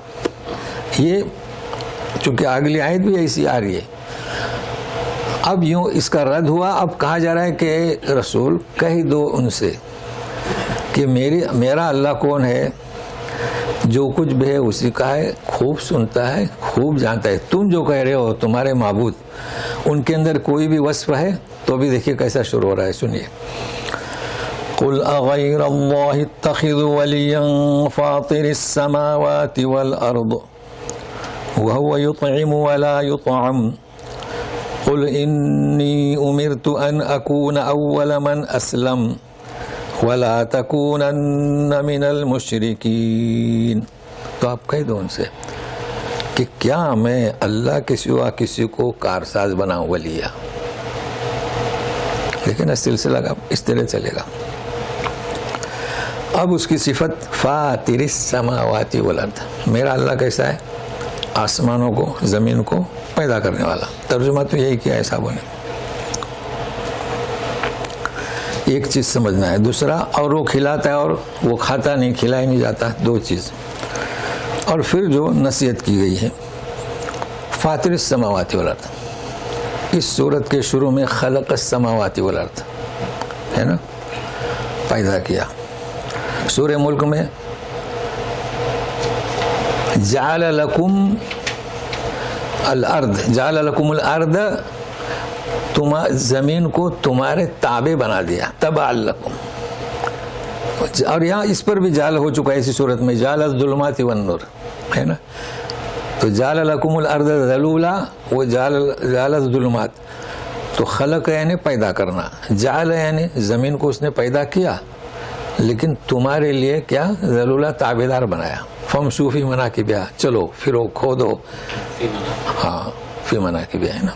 مطلب ہے کہ وہ انکار نہیں کرتی، ورنہ انکار کر دے تو جال ہوا، خلق ہوا. ابھی فاتر، فطر السماوات والارض، سورہ فاتر ہے، خود سورہ موجود ہے. تو 3 2 تو یادہ ہوا اس کا، خلق یعنی پیدا کرنا عدم سے وجود، اور جال یعنی کسی چیز کو کسی چیز کے لیے مقرر کرنا. زمین کو تمہارے تابع کر دیا. فطر سورہ فاتر. تو فرق ہے خلق میں اور جال میں. فاتر یعنی کیا؟ جب اللہ تبارک تعالیٰ نے آدم علیہ السلام کا پتلا بنایا تو ایک حیت پر پتلا بنایا. تو فطر کا ترجمہ اکثر لوگ کرتے ہیں آسمان کو پھاڑ دیا، 7 آسمان بنا دیے. فطر السماوات والارض 7 بنائے نا، تو جو طبق کو 7 کر دیا. تو فطر کے معنی اس کا امتیازی ترجمہ کہ کسی حیت پر بنایا. تو ابھی 3 ہو گئے. پھر آپ کو ملے گا سورہ حشر میں هو اللہ الخالق الباری. اب باری کا کیا ترجمہ کریں گے؟ باری کا ترجمہ فارسی میں بھی باری، اردو میں بھی باری. باری اے تعالیٰ، فارسی لوگ تو یہ کہتے ہیں باری اے تعالیٰ. جی اب باری کے معنی کیا؟ باری کے معنی بغیر کسی سابقہ نمونے کے بنایا پتلا. دیکھو کتنا تھوڑا سا فرق ہے. فاتر کسی نمونے پر بنایا، میں نے کہا کہ ہے پر نا، تو اس کا ترجمہ ہوگا کسی نمونے پر اسے پتلا بنایا. لیکن باری بغیر کسی نمونے، پہلے کوئی نمونہ تھا، 2 چیزیں ہوئی، کتنی نہیں 4 ہوئی. 5واں بدیع السماوات والارض ہے نا. اللہ بدیع السماوات یعنی بالکل پہلے آسمان بنایا نہیں تھا، پہلے بنایا. تو عدم سے وجود یہ خلق میں شامل ہوگا، یہ بالکل پہلے. تو یہ صفات ہیں. تو آج میں صفات کے تعلق سے انشاءاللہ میرے ذہن میں رہا تو کچھ مزید باتیں بتاؤں گا، مفید ہوں گی آپ کے لیے. ہاں اسی سے ملتا ہے، اسی سے ملتا ہے. فطرہ نکال ہے اسی سے وہ لغت کے اندر معنی ایک ہیں، اسی سے متفرع ہوتے ہیں. یعنی جسے عربی میں کہتے ہیں مشتقات، یعنی اسی سے ملے جلے ہیں. دیکھو آپ فطرہ پھاڑ دیتے ہیں نا، پھاڑ دیے فطرہ، نکالو بھائی 2 مت 7 مت، اسی سے ہے. تو اس وقت اتنا ہی، ابھی آگے اور آئے گا. تو یہ فاطر السماوات والارض، فاطر السماوات وہو یطعم ولا یطعم. اسے اچھی طرح سمجھنے کی کوشش کریں. یہ اس وقت کہا گیا، وہ کھلاتا ہے، وہ کھلایا نہیں جاتا، کیونکہ جو کھاتا ہے وہ اللہ کیسے ہو سکتا ہے، وہ بھگوان کیسے ہو سکتا ہے. تو اس وقت سے یہ لوگ مورتیاں بناتے تھے نا، تو مورتیاں کے سامنے نیاز ہے بھائی، بت کے لیے نیاز. آج کل تو اچھی طرح سمجھ میں آئے گا کہ جتنی بھی مورتیاں ہیں یہ پتھر کی ہو یا مٹی کی ہو، سلسال جیسے بنائی گئی ہوں، لیکن اس میں جاذبیت تو ہے نا. لگا دو دہی تو جذب کر لیتا ہے. لوگ کہتے ہیں بھگوان کھا رہا ہے یا پی رہا ہے. تو اس وقت بھی یہی پوزیشن تھی. اس لیے اللہ تعالیٰ کہتے ہیں کہ وہ کھلاتا ہے، وہ کھاتا نہیں. یہ کیسے وہ اللہ ہو سکتا ہے جسے تم کھلاؤ؟ مگر یہ چیز لوگوں کے آج تک سمجھ میں نہیں آ رہی ہے. دیکھو قرآن نے کیسی کھول دی کہ وہ کھلاتا ہے. اگر اسے کھلایا جا رہا ہے تو وہ اللہ ہے ہی نہیں. اچھا، ابھی اس سے بڑھ کر آپ نے دیکھا ہوگا چھوٹی چھوٹی کلف آتی ہے. ہمارے مسلمان خاص کر عورتیں، وہ جو پیر صاحب بیٹھتے ہیں نا، تو جا کر وہاں وہ ماتھا ٹیکتی ہیں. مرد بھی ہیں لیکن کم، عورتیں زیادہ ٹیکتی ہیں. وہ بھی بیچارہ مسکین، اس کو مسکین ہی کہیں گے نا، اسے کچھ پتہ ہی نہیں کہ وہ بھی خدا ہے. وہ اپنا ٹانگ ایسا کوئی ایسی پھیلاتا ہے تو اس کے قدموں میں وہ جھکتی ہے، اور جب اٹھتی ہے تو یہاں سے نکالتی ہے اور پاکٹ دیتی ہے. تو تم اس کو کھلا رہی ہو. دیکھو یہ آیت، اس پر غور کریں. آپ اسے کھلا رہی ہو. وہاں آتی ہے بچے کے لیے، آتی ہے بیماری دور ہونے کے لیے، آتی ہے مالدار بننے کے لیے، پھر اسی کو کھلا رہی ہے. تو یہ عجب حالت ہے مسلمانوں کی. تو اس وقت سے یہ سلسلہ چلا آ رہا تھا کہ وہ کچھ بھی تم سے رزق نہیں مانگتا. تو یطعم ولا یطعم. اچھا، اب یہ نصیحتیں ہو رہی ہیں اور اے رسول آپ یہ بھی کہہ دو کہ مجھے تو حکم دیا گیا ہے کہ میں سب سے پہلے تابعدار بنوں. نہ مال کی ضرورت ہے، وہ مجھے بے نیاز کر دے گا. ہر چیز سے نہ بادشاہت کی ضرورت ہے، آپ بغیر بادشاہت تاج کے بادشاہ ہی تھے. تو یہ اور میں سب سے پہلے تابعدار. وَلَا تَكُونَنَّ مِنَ الْمُشْرِكِينَ. اب دیکھو سیگا بدلی ہو گیا، مطلب پڑھنے والے پر چھوڑ دیا گیا. کیا مطلب وَلَا تَكُونَنَّ؟ یعنی مجھے یہ حکم دیا گیا ہے کہ میں ہرگز مشرکین میں سے نہ بنوں. یہ اسلوب ہے قرآن کا. یوں نہیں کہا گیا کہ اول من اسلم، تو اسی انداز سے نہیں وَلَا أَكُونَنَّ مِنَ الْمُشْرِكِينَ نہیں، فوراً وَلَا تَكُونَنَّ. ابھی یہ چل رہا ہے بھی نصیحتیں، ابھی مزید چل رہے ہیں، صفات کے بارے میں سمجھنا ہے. یہ بھی کہہ دو قُلْ إِنِّي أَخَافُ إِنْ عَصَيْتُ رَبِّي عَذَابَ يَوْمٍ عَظِيمٍ. عذاب یوم عظیم. یہ بھی کہہ دو کہ میں تو خوفزدہ ہوں، ڈرتا ہوں اس بات سے کہ نافرمانی کروں میرے رب کی. اور خوف کون سا؟ اگر میں نافرمانی کروں تو عذاب یوم عظیم، بڑے دن کے عذاب سے. کیونکہ یومن زیر ہے نا، عذابن دے موصوف صفت، تو بڑے دن کے عذاب سے. بڑا عذاب نہیں کہا گیا. کہیں یہ قرآن شریف میں یہ بھی ہے وَلَهُمْ عَذَابٌ عَظِيمٌ، بڑا عذاب ہے نا. سورہ بقرہ میں 7 نمبر آیت میں ختم اللہ کا وَلَهُمْ عَذَابٌ عَظِيمٌ. لیکن یہاں صفت کس کی؟ یوم کی. اب یہاں یہ بھی صفت ہوئی نا، کس کی؟ یوم کی ہوئی، عذاب کی ہوئی. اللہ کی بھی صفت ہے. ہم ہر رکعت میں کیا پڑھتے ہیں؟ سبحان ربی العظیم. جی رکوع میں جی پڑھتے ہیں. تو عظیم صفت اللہ کی بھی ہے، عظیم صفت عذاب کی بھی ہے، بالکل آپ کے سامنے ہے. عظیم صفت بڑے دن کی بھی ہے. یہ بڑا دن کون سا؟ قیامت کا. تو معلوم ہوا کہ عظیم کوئی چیز ہے. ابو حنیفہ کو بھی عظیم کہا جاتا ہے، یعنی کہ اعظم. لوگوں کو بھی کہا جاتا ہے اعظم، لوگوں کا نام بھی رکھتے ہیں عظیم. تو اب صفات کے تعلق سے میں آپ کو بتا رہا ہوں یہ کیا ہے. یہ عظیم اللہ کی بھی صفت ہے، بڑے دن کی بھی ہے، اور عذاب کی بھی ہے، انسان کی بھی ہے. تو فرق کیا؟ اسے سمجھنے کی کوشش کریں. جو ہم محنت کریں نا صفات پر، دیکھیے حدیث میں ہے جو اللہ کے نام جو ہے یاد کرے تو دخل الجنہ. مگر یاد کرنا اس کے یہ نہیں کہ رٹ لو، یہ یاد کرنا جو میں بتا رہا ہوں.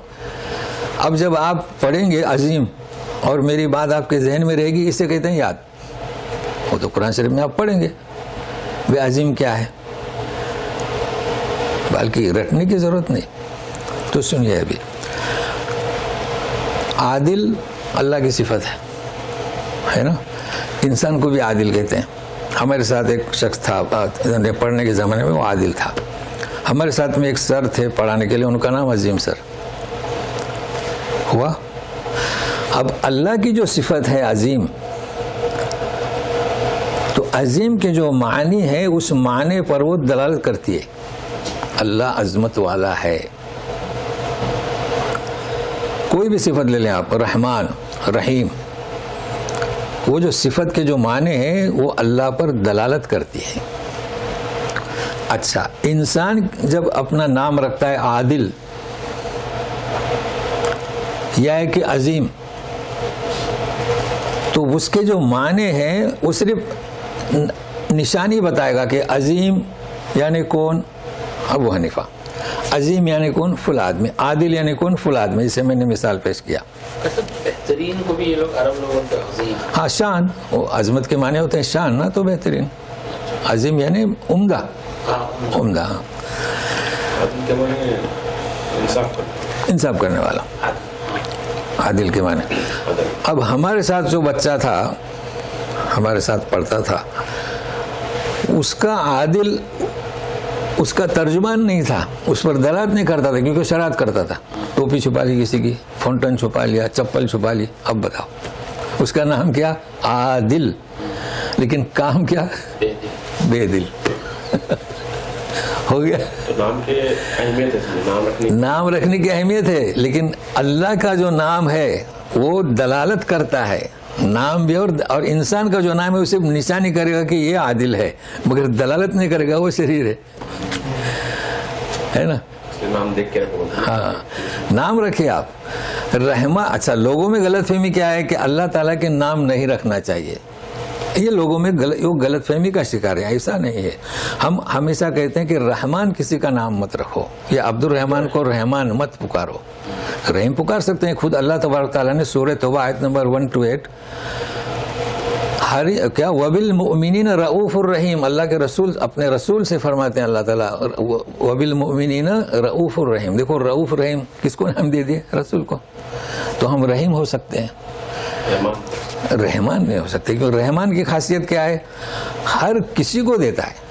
کٹر سے کٹر کافر ہے اس کو بھی دیتا ہے نا. ہم دیں گے کٹر سے کٹر دشمن کو بولیں گے آؤ بھائی چائے پیو ناشتہ کرو، وہ تو نہیں کریں گے. تو یہ فرق ہے. اچھا عظیم سر کیا مطلب؟ عظیم سر شان ان کی بڑی، مگر بچے کیا بولتے تھے؟ چھوٹو سر. یہ کیا ہو گیا تھا؟ یہ کیا ہو گیا؟ بالکل مثال اگر وہ سن رہے ہیں تو خوش ہونا چاہے کہ میں ان کی مثال دے رہا ہوں. جی ہمارے ساتھ میں تھے نا. تو وہ عظمت کی شان نہیں ہے. عظیم سر بولو تو فلاں آدمی، لیکن ہے کیا چھوٹو کوئی. تو چھوٹو یعنی کیا تھا؟ وہ اسسٹنٹ ہیڈ ماسٹر تھے. تو عظیم صفت نہیں ہوئی نا. آخر سیکنڈ کیا بولیں گے؟ اسسٹنٹ نائب. تو اللہ کی صفت کے بارے میں اللہ کی کوئی بھی صفت جیسے عام سمجھ رہے ہیں. ایک صاحب کسی سے کہہ رہے تھے کہ رشید بھائی، ارے مولانا ساتھ میں تم رشید بھائی بولتے ہو. میں بھی اپنے من میں ایسا خاموش، اب اپنے شاگرد ہی بول رہے ہیں، اپنا چپ رہو. بھائی لوط علیہ السلام نے کیا فرمایا؟ الیس منکم رجل رشید، ہے نا. تو رشید یعنی کیا کہا نا. چلیے عزیز، عبد العزیز وامرأۃ العزیز سورہ یوسف میں تو یہ نام استعمال کیے گئے ہیں، لیکن نام کا مطلب کیا؟ اس کے جو معنی ہیں وہ دلالت نہیں کرتے. تو صفات کے بارے میں خاص کر رحمان، آپ عبد الرحمان نام رکھیں لیکن اسے رحمان کبھی نہ پکاریں. رحیم تو ہم بھی ہوتے ہیں، کریم ہم بھی ہوتے ہیں، تو کسی کو رحیم پکارو، رشید پکارو. لیکن ہے کہ اللہ تبارک تعالیٰ کی جو صفت کی جو عظمت و شان ہے وہ ہم میں پیدا نہیں ہو سکتی، نقص رہے گا. تو ربی عذاب یوم عظیم. اچھا اب قیامت کا دن عظیم ہے. کیوں عظیم ہے؟ کیونکہ حساب کتاب ہوگا، اس لیے اسے عظیم کہا گیا. عذاب بھی عظیم ہے، لیکن فرق ہے اللہ تعالیٰ کی عظمت میں اور عذاب، کیونکہ عذاب اللہ کا پیدا کردہ ہے، اسے بند بھی کیا جا سکتا ہے، اور قیامت کا دن بھی اللہ تعالیٰ نے تیار کیا ہے، مہیا کیا ہے. تو یہ فرق ہے. تو آج میں نے آپ لوگوں کو بتایا، چونکہ کئی لوگ اس میں غلط فہمی کا شکار ہیں. ایسا نہیں ہے. علی بھی نام ہے نا علی. تو کیا مطلب؟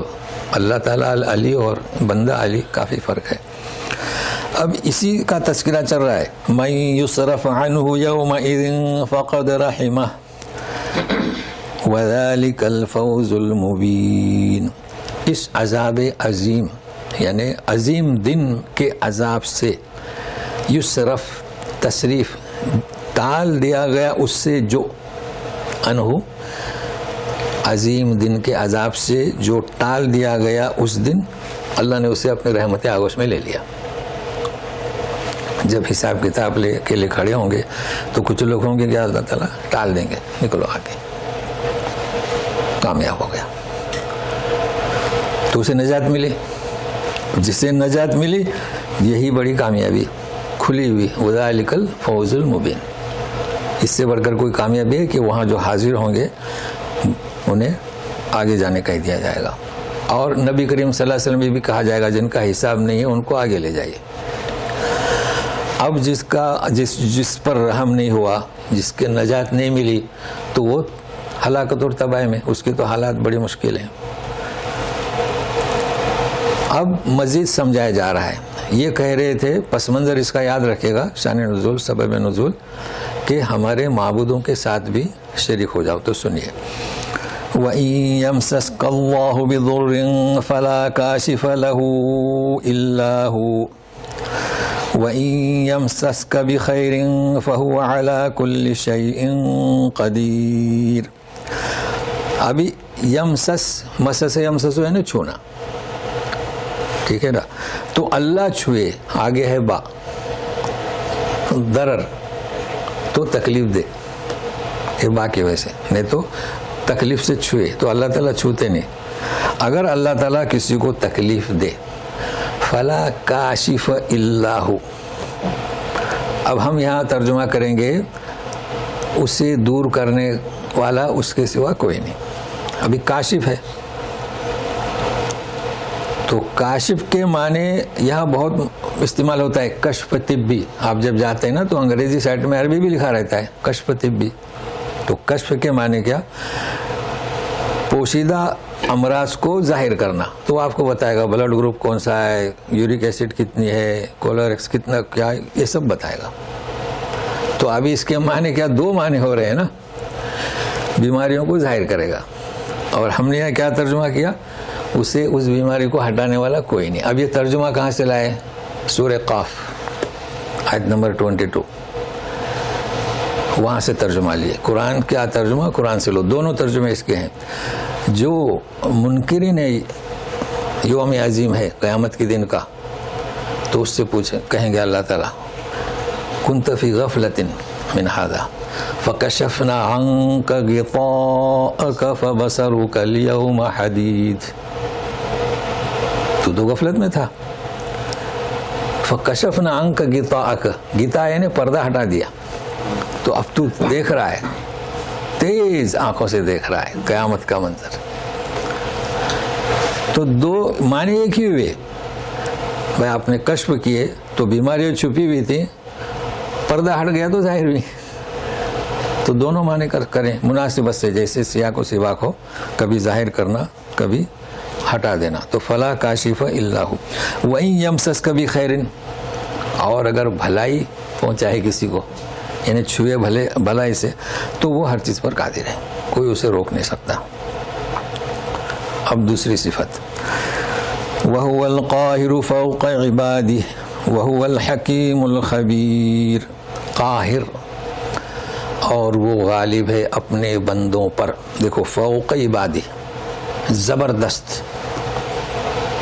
قاہر ہے, زبردست غالب ہے, اور وہ حکیم اور خبیر بھی ہے.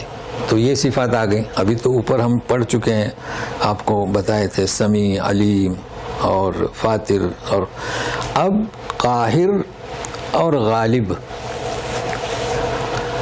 یہ تو ترجمہ ہوا غالب کا. عزیز کا بھی ترجمہ ہم کرتے ہیں غالب, ہے نا. وہو العزیز متعدد بار آیا ہے, وہو العزیز الغفیر. تو عزیز کا ترجمہ کیا کرتے ہیں؟ غالب. اور قہار کا بھی معنی کرتے ہیں بہت زبردست اور غالب. ابھی فرق دیکھیے دونوں میں کیا ہے. جیسے خلق, جعل, فطر میں فرق ہے.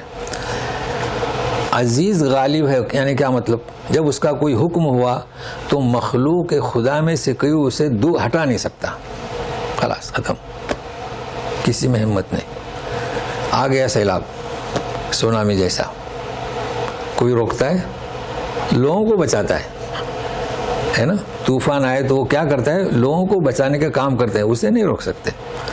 یہ ہے غالب. تو پھر قہار کے معنی کیا, اس کا بھی کرتے ہیں زبردست. بہت فرق ہے قہار میں اور غالب میں, اس کو نوٹ کر لیں. قہار یعنی کیا؟ جابر, ظالم کو بھی مغلوب کرنے والا.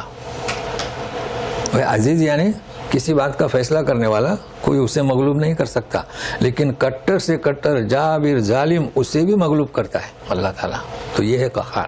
اس لیے قہار جب آپ سنیں گے قہاریت تو ڈر لگتا ہے, نام ہی ایسا ہے.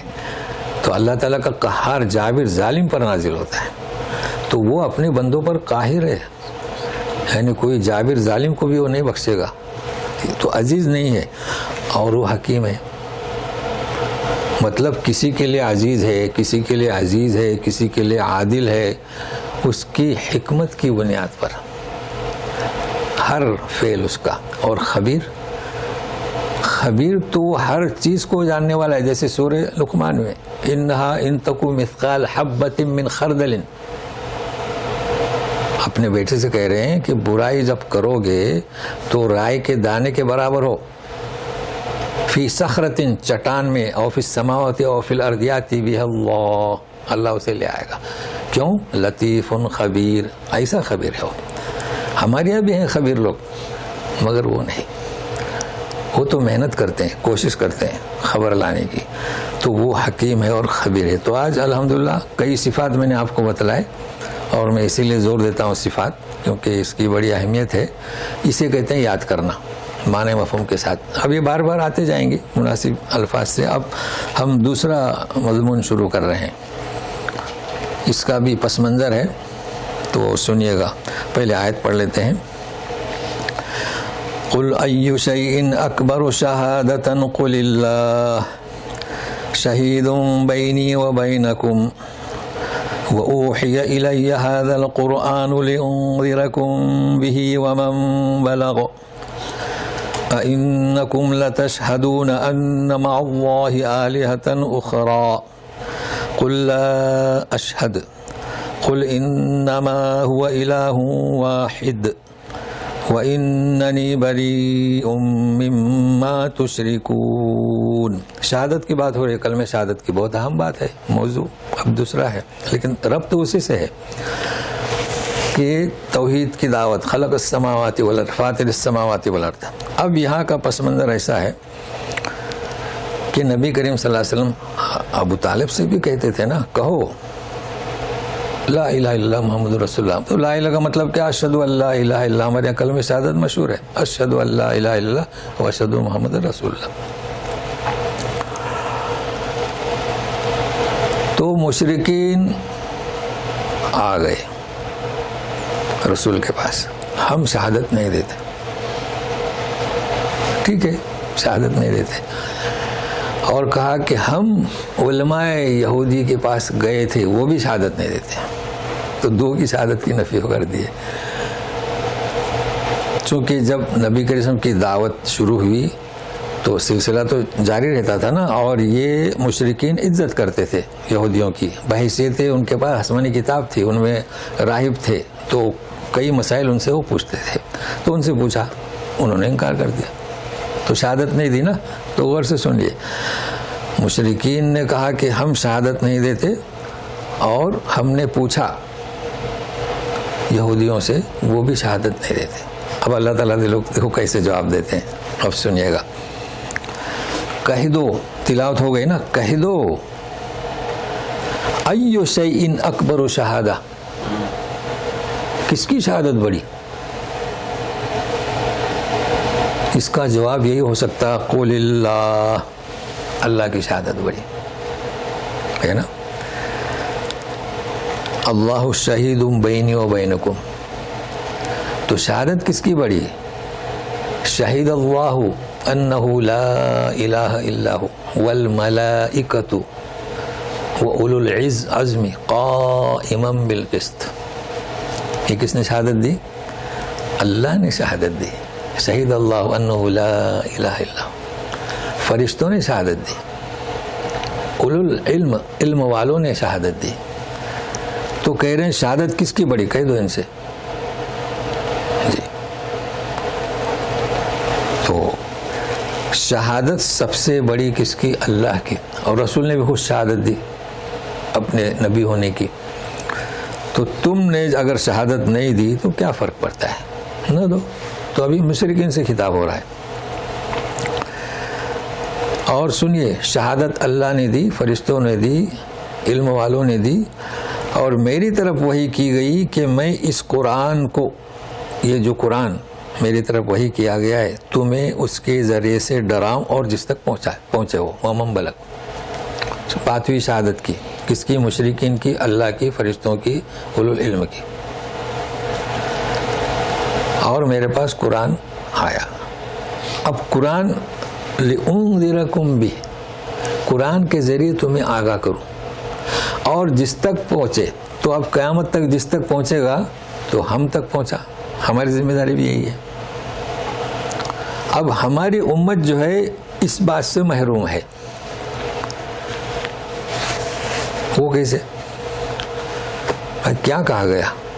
قرآن، اور میں نے کہا تھا کہ قرآن جو ہے اللہ تعالیٰ نے بھیجا، اللہ کا کلام ہے، اور انسانوں کی تخلیق بھی اللہ نے کی ہے، ہمارے دل و دماغ سب اللہ کی پیداوار ہے۔ تو یہ قرآن میں یہ خاصیت ہے کہ ہم اسے قبول کر سکیں، یہ اندر مادہ رکھا ہے، لہذا قرآن کے ذریعے نصیحت کریں. لیکن کیا ہو رہا ہے, آپ یہ سوچتے ہوں گے کہ جو کام چل رہے ہیں یہ مبلغ اس بات سے دور ہیں. کیوں؟ قرآن سے کہاں نصیحت کر رہے ہیں؟ منتخب نصاب ہے تبلیغی جماعت کا, منتخب نصاب. تنظیم اسلامی کا منتخب نصاب. میں پڑھا ہوں منتخب نصاب. آپ جی جی وہی فضائل اعمال کا نام تبدیل کر دیا, اب منتخب نصاب, سمجھے نا. تو منتخب نصاب میں ہے کیا؟ ادھر کچھ آیات اور کچھ احادیث ہیں, اور دوسرا جو منتخب نصاب میں نے مان لیا نا, کئی لوگ سمجھتے ہیں کہ یہ صحیح جماعت ہے چونکہ قرآن کا نصاب انہوں نے بنایا, چند صورتیں ہیں. تو اللہ تعالیٰ کے رسول نے کوئی منتخب نصاب نہیں بنایا نا, تو پھر یہ آیات کس لیے ہیں؟ یہ تو درس میں بھی گیا ہوں, سارے جماعتوں کے درس میں بیٹھا ہوں, ان کی کتابیں پڑھا ہوں, تو چند صورتیں ہیں, کسی کے 12 صورتیں ہیں, تو بس 12 صورتیں. وہی قرآن لِأُنذِرَكُمْ بِهِ, تو بھی کا کیا مطلب؟ قرآن, پورا قرآن. تو یہ ہماری پوزیشن ہے. جو اپنے آپ کو صحیح سمجھتے ہیں, ہدایت یافتہ, کہ ہم قرآن کا درس دے رہے ہیں, ان کے نزدیک کیا ہے؟ منتخب آیات, منتخب نصاب, اس میں چند صورتیں ہیں, اس پر وہ دعوت دیتے ہیں. اور ادھر منتخب نصاب, اس میں بھی آیات ہیں اور احادیث ہیں. تو اس وجہ سے کامیابی نہیں ہو رہی ہے. پورا کلام پاک شروع سے لے کر آخر تک چلیں. اچھا, تراویح میں پورا قرآن شریف پڑھتے ہیں, پھر وہ منتخب نصابی کیوں نہیں پڑھتے؟ پھر بہت اچھی ہو جائے گی تراویح. پھر بہرحال اس مناسبت سے اور جس تک پہنچے ہم طریقے سے سمجھانے کی کوشش کریں گے, ہے نا. تو تراویح میں خوب پڑھتے ہیں صاحب, 20 بلکہ 3 رات 4 رات میں بھی ہوتی ہے. اچھا, میں تو کل سنا کہ کون سے اشخاص ہیں جنہوں نے 1 رات میں پورا قرآن شریف تلاوت کی. میں بھی دنگ رہ گیا, اچھا 1 رات میں, اچھا ہوتا ہے 1 رات میں. ارے ارے ارے, اچھا ناممکن ہے نہیں. اچھا تو جی, اچھا یہ بھی کیسا پڑھتے ہیں؟ نہیں پڑھ سکتے. مجھے ایک پارہ پڑھنے کے لیے 20 منٹ سے پہلے میں پارہ ختم نہیں کر سکتا, آدھا گھنٹہ تو جاتا ہی ہے. تو کیسے ختم کرتے ہوں گے؟ اللہ خیر کرے. ہاں مشکل ہوتا ہے. اصل میں اسے پڑھنا کہتے ہی نہیں. پڑھنا کسے کہیں گے؟ جیسے میں نے بتایا نا, آپ عظیم پڑھیں, سبحان رب العظیم, تو ابھی یہ چیز آپ کے ذہن میں رہے گی نا, اسے کہتے ہیں پڑھنا, اسے کہتے ہیں سمجھ.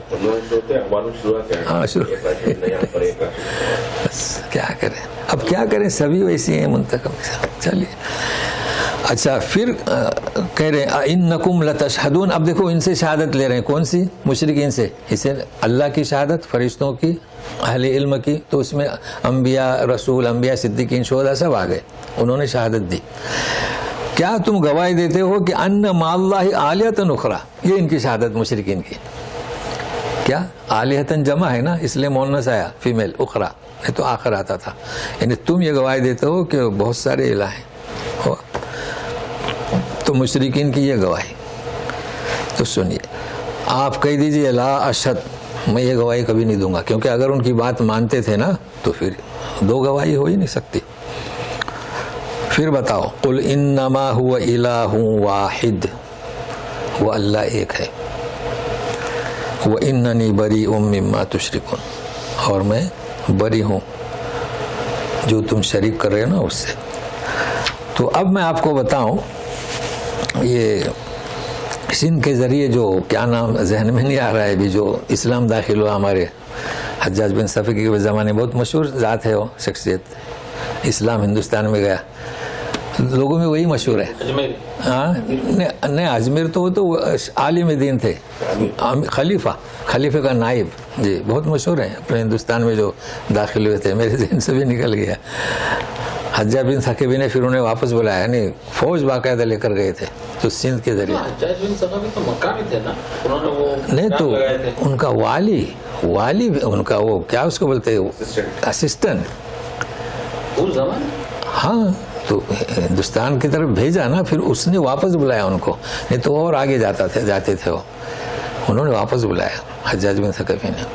وہ والد تھے نا اس وقت. تو بہرحال وہ لوگوں میں یہی مشہور ہے کہ وہیں سے اسلام پھیلا, جبکہ اسلام 3 طریقے سے پھیلا ہے. اور بھی ہوں گے, جیسے آپ نے کہا نا اجمیری, یعنی اس کا ان کا نام چشتی نا, عرف عبدالقادر جیلانی نہیں وہ اور ہیں. ہاں یہ اور ہیں. عبدالقادر جیلانی تو عراق میں تھے جی.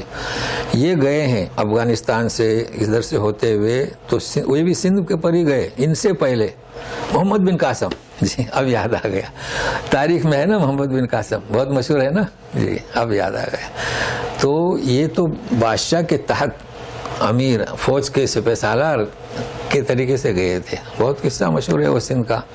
اور ہم آگے بڑھتے چلے گئے. پھر حجاج بن ثقفی نے واپس بلایا, وہ واپس گئے. فوج نے کہا کہ آپ وہ کیا کہو, انکار کر دو, یعنی خلاف ورزی کر دو اور آگے چلو. بعد میں وہ پچھتائے, جب واپس گئے تو انہیں سیدھا جیل میں ٹھونس دیا. بہرحال یہ ان کے اختلافات تھے, مجھے وہ نہیں سمجھانے. بہرحال ایک تو وہ طریقہ تھا جو بھی پہنچا اسلام.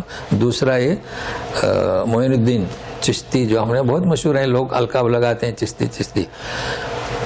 تو وہ کس سے گئے, کیا لے کر گئے, لِأُنذِرَ بِهِ. یہ بات چل رہی منتخب نصاب. منتخب نصاب بنانے کا نہیں ہے, انہوں نے اختیار کیا قُلْ هُوَ اللَّهُ أَحَدٌ. تو نصاب تبدیل ہوتا ہے. وہ جب وہاں گئے دیکھا تو لوگ کتنے آلہتن اخرى, کتنے معبود بنے ہوئے ہیں. تو اس وقت کیا تھا, احد صمد لم یلد ولم یولد. تو انہوں نے وہ شروع کیا. تو لوگ ایمان لائے. بس چھوٹی سی کٹیا کہتے ہیں, وہ ڈالے اور بیٹھ گئے. آتے تھے لوگ, سمجھاتے تھے احد, تو لوگوں کے سمجھ میں آیا. یہاں تک کہ جب زیادہ لوگ مان گئے تو اس وقت جو بادشاہ تھا, راجا, اس کے پاس لوگ گئے کہ یہاں دیکھیں کیا ہو رہا ہے, یہ سارے لوگ مسلمان ہو جائیں گے, لہٰذا ان کو ہٹا دیا جائے. انہوں نے بڑا سنجیدہ تھا, کہا خاموش, کچھ مت کرو, کیونکہ ان کا وزیر بھی ایمان لا چکا تھا. خاموش رہے. تو وہ اسلام اس طریقے سے بڑا ان کے ذریعے بھی. اب انہوں نے تھوڑا ہی کہا تھا کہ میری مزار بناؤ. غریب نواز نام رکھا نا جی, خواجہ غریب نواز. تو کہنے کا مقصد یہ تھا کہ نصاب ہمیں اختیار کرنا ہے, کس جگہ پر کیا دعوت دینا ہے. اگر شرک ہو رہا ہے تو احد اور صمد, یہی تو دعوت دیں گے نا. کہیں نفاق زیادہ ہے تو منافقون کی آیتیں. تو اس لیے قرآن نازل ہوا ہے. لہٰذا قرآن کے ذریعے آپ اسے ہدایت مل سکتی ہے اگر آپ محنت کر رہے ہیں تو کہہ دیجئے کہ الہ واحد واننی بریء مما تشرکون. یہ بات ہو گئی. اب باقی کیا رہا, ہم نے کہا تھا اللہ کی شہادت فرشتوں کی, نبیوں کی, رسولوں کی, شہداء, صدیقین ہے نا, اور مشرکین کی مخالف. اب بچے کون, اہل کتاب. تو سنیے, الذین آتیناہم الکتاب یعرفونہ کما یعرفون ابناءہم الذین خسروا انفسہم فہم لا یؤمنون. جی, جنہیں ہم نے کتاب دی, ان سے کہا نا کہ ہم شہادت نہیں دیتے, وہ یعرفونہ, محمد صلی اللہ علیہ وسلم کو جانتے ہیں جیسے اپنے بیٹوں کو. رک جائے حمیم, اب اگر ملائیں گے تو آگے خسارے والی بات ہے. لہذا خسارے میں کون, یہ نہ کہ بیٹے. پتہ نہیں بیٹے ایمان لاتے نہیں لاتے. الذین خسروا انفسہم فہم لا یؤمنون. چونکہ انہوں نے اپنے آپ کو خسارے میں رکھا. خسارے میں کیا رکھا, اللہ تعالیٰ نے ان یہود کے نفوس کو اس لیے پیدا کیا تھا کہ توحید کے علمبردار بنے, اور کتاب میں سمجھا دیا تھا کہ آخری پیغمبر آئیں گے, مگر انہوں نے اسے تسلیم نہیں کیا اور اپنے آپ کو خسارے میں رکھا. تو وہ کیا ایمان لائیں گے, فہم لا یؤمنون. دیکھو ایمان نہیں لائے. 20 سے زیادہ نام نہیں ہے یہود میں جو ایمان لائے ہو, صرف عبداللہ بن سلام اور ساتھی. تو یہ وجہ ہے کہ جس چیز کے لیے انہیں تخلیق کیا تھا اس سے انہوں نے اپنے آپ کو محروم رکھا. فہم لا یؤمنون. اب لوگ پوچھتے ہیں لا یؤمنون لا یؤمنون, اس وجہ سے لا یؤمنون. اب اس کے بعد انہوں نے جو کیا یہ ظلم کی داستان. تو اب سنیے, اس سے بڑھ کر ظلم کیا ہو سکتا ہے. وَمَنْ أَظْلَمُ مِمَّنِ افْتَرَى عَلَى اللَّهِ كَذِبًا أَوْ كَذَّبَ بِآيَاتِهِ إِنَّهُ لَا يُفْلِحُ الظَّالِمُونَ. اس سے بڑھ کر ظالم کون ہے جو اللہ پر بہتان باندھے, جھوٹ, علی اللہ کذبا, یا اس کی آیتوں کو جھٹلائے. دو چیزیں بھی, اللہ پر جھوٹا بہتان اور آیتوں کو جھٹلا دیا. مراد کون؟ یہود نصارا اہل کتاب. انہ لا یفلح الظالمون, ظالم لوگ کبھی کامیاب نہیں ہوتے. تو ان الشرک لظلم عظیم, اور اللہ پر جھوٹا بہتان یہ بھی ظلم, اور اس کی آیتوں کو جھٹلانا یہ بھی ظلم. تو ظالم ایمان لا سکتا ہے؟ نہیں, لا یؤمنون یہ کہا جا رہا ہے. اور یہ اہل کتاب کے آج تک یہ کہتے ہیں کہ ہم مؤمنون, یہ جنت کے حقدار. باقی سب وہ تو ان کا جو لفظ لکھا ہوا ہے تلمود میں, حسان, سب گھوڑے, ان کے کام کرو, ان کا سامان ڈھو بس. فہم لا یؤمنون, لیکن اصل میں وہ ایمان ہی والے ہی نہیں ہے. جھوٹ, اچھا اللہ پر جھوٹ تو انہوں نے باندھا نا, کیا باندھا؟ اللہ پر بہتان باندھی. عزیر ابن اللہ, عیسی ابن اللہ, یہ تو اللہ پر بہتان, اور آیتوں کو بھی جھٹلایا. اس سے بڑھ کر کوئی ظلم نہیں. شرک بھی ظلم ہے, تو یہ شرک ہی ہوگا. تو دو پس منظر ہوئے آج کے سبق میں. اب تیسرا شروع ہو رہا ہے, وہ بھی بہت اہم ہے, تیسرا پس منظر. تو سنیے گا, آیت پڑھ لیتے ہیں. وَيَوْمَ نَحْشُرُهُمْ جَمِيعًا ثُمَّ نَقُولُ لِلَّذِينَ أَشْرَكُوا أَيْنَ شُرَكَاؤُكُمُ الَّذِينَ كُنْتُمْ تَزْعُمُونَ. یہ ہے جیسے کہ ابن عباس رضی اللہ تعالیٰ عنہ فرماتے ہیں کہ قیامت کے دن جو روبرو کھڑے ہوں گے نا, اب ایک مشہور بہت ہے کہ کافر انکار کریں گے, تو ایسا نہیں ہے. دو موقف ہوں گے, کہیں قبول کریں گے, کہیں انکار کریں گے. تو اس کو ذہن میں رکھیے گا. یعنی ایسا نہیں کہ سب انکار ہی کریں گے, نہیں. ایسا لوگ کہتے ہیں, لوگوں سے قرآن کی آیتیں کیا کہتے ہیں, کہیں وہ اعتراف کریں گے, کہیں وہ انکار کریں گے. دو موقف ہیں. تو سنیے, ہم جمع کریں گے سبوں کو, ان کو, پھر ہم کہیں گے للذین جنہوں نے شرک کیا, این شرکاؤکم الذین کنتم تزعمون, تمہارے شریک کہاں ہیں جنہیں تم گمان کرتے تھے. زعم یعنی جھوٹا دعویٰ. اب اللہ تعالیٰ پوچھ رہے ہیں کہاں ہے تمہارے, اس کا مطلب یہ کہ شریک ہے نہیں. اس میں بھی لوگ گمراہ ہو گئے کہ اللہ تعالیٰ خود کہہ رہے ہیں شریک کہاں ہے. تو یہ تو ذہن کا فطور ہوا نا, کمزوری ہوئی. یعنی انہوں نے جنہیں گمان کر رکھا ہے وہ کہاں ہے, لاؤ, یہ کہا جا رہا ہے. اب سنیے, ثم لم تكن فتنتهم الا ان قالوا والله ربنا ما كنا مشركين. پھر ان کا رد, دیکھو فتنہ کہا جا رہا ہے. قیامت کے دن جب وہ ان کے لیے فتنہ ہوا نا, آزمائش, تو ان کی آزمائش اب کیا ہوگی, تو ان کا جواب یہ ہوگا کہ واللہ ربنا ما کننا مشرکین, ہم تو شرک کرتے ہی نہیں تھے. انکار ہوا کہ نہیں ہوا؟ اللہ تعالیٰ پوچھ رہے ہیں تمہارے شریک کہاں ہیں, ہم تو شرک نہیں کرتے تھے. یہ کون سی مجلس ہوئی, انکار کی. تو انکار بھی کریں گے لیکن اعتراف بھی کریں گے. ابھی سنیے, ثم لم تكن فتنتهم الا ان قالوا والله ربنا ما كنا مشركين. اسی کی وضاحت ہے. انظر كيف كذبوا على انفسهم وضل عنهم ما كانوا يفترون. انظر, دیکھو کیسے اپنے آپ پر جھوٹ بول رہے ہیں, کس قدر بڑا جھوٹ قیامت کے دن اللہ کے سامنے. اب جنہیں وہ گمان کرتے تھے ان کے بڑے ہیں, غائب ہو جائیں گے. دیکھو ضل عنہم, ہم کہتے ہیں ضل یعنی گمراہ ہوا, تو اب یہاں وہ غائب ہو جائیں گے.